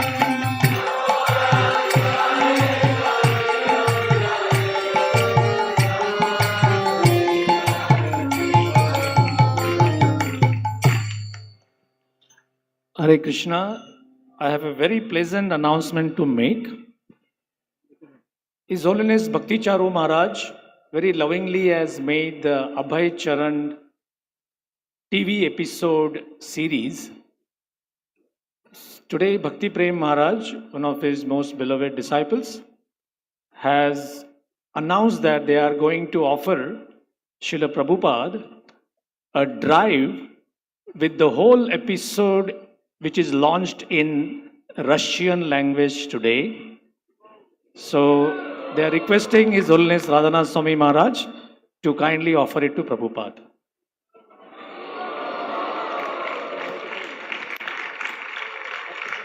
Media department, can you show that small slide?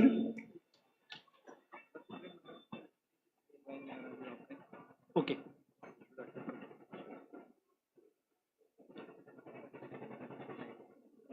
Bhakti Prem Maharaj, would you like to describe this offering?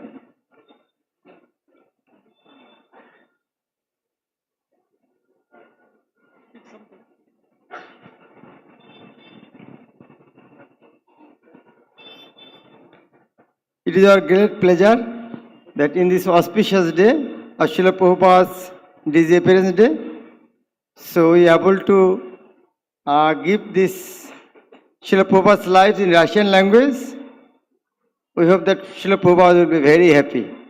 And with the hand of His Holiness Radhanath Swami Guru Maharaj and also Chandramouli Swami Guru Maharaj.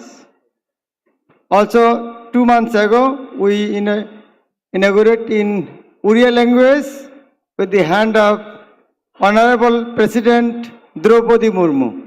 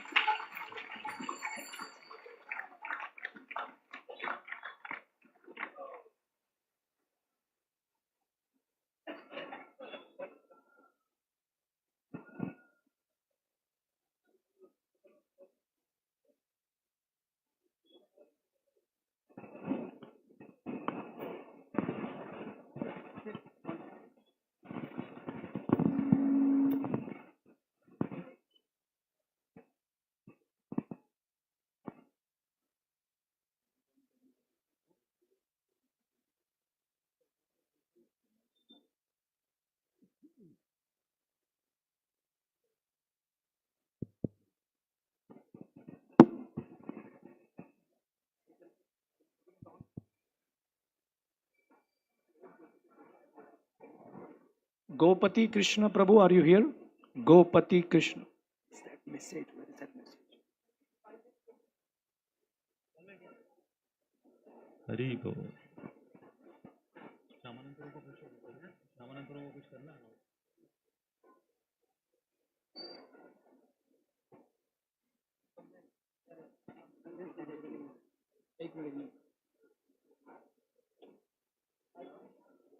Hare Krishna,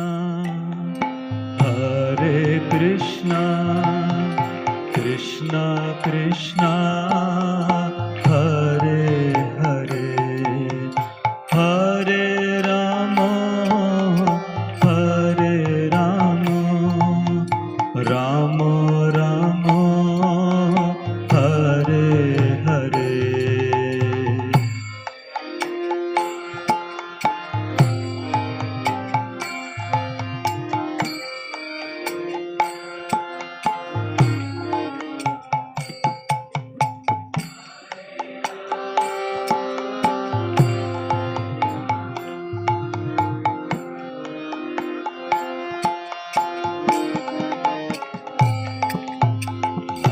Hare Krishna, Krishna Krishna, Hare Hare, Hare Rama, Rama Rama, Hare Hare.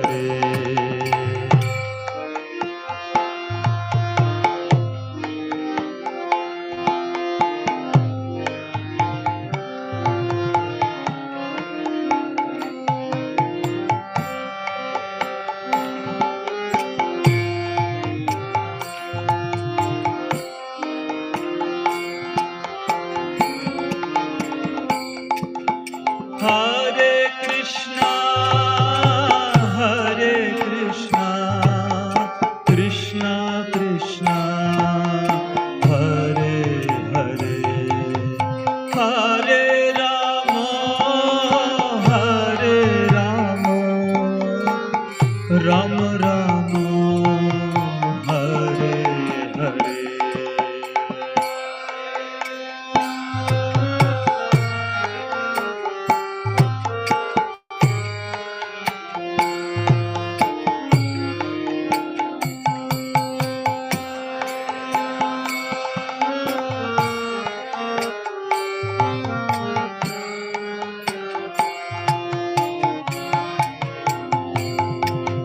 Hare Krishna,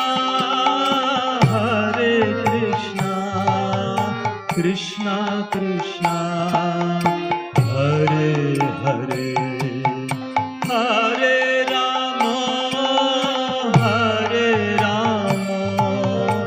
Rama, Rama Rama, Hare Hare.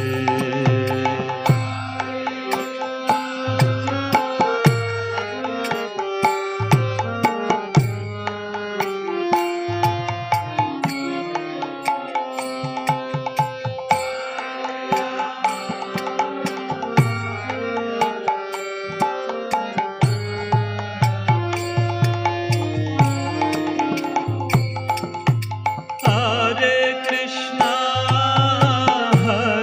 Krishna, Krishna Krishna, Hare Hare, Hare Rama, Rama Rama, Hare Hare.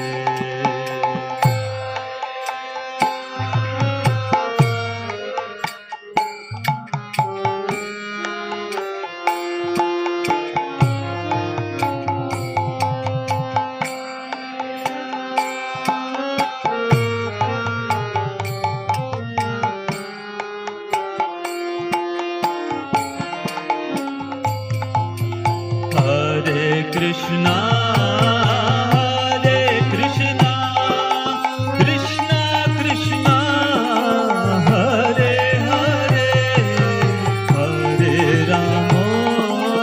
Hare Rama, Rama Rama, Hare Hare.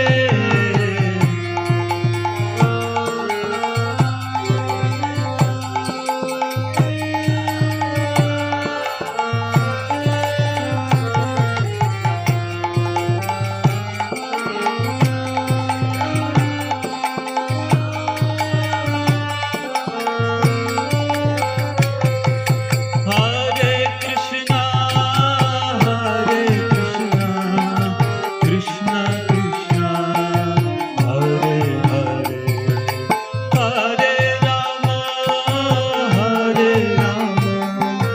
Rama Rama, Hare Hare.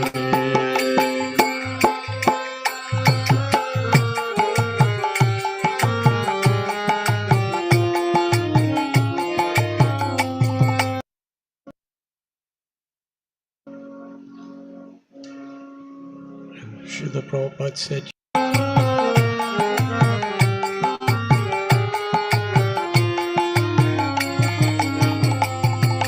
Hare Krishna,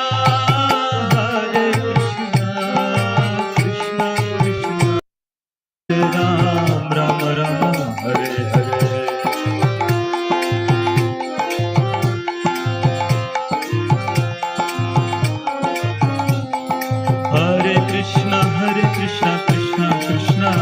Hare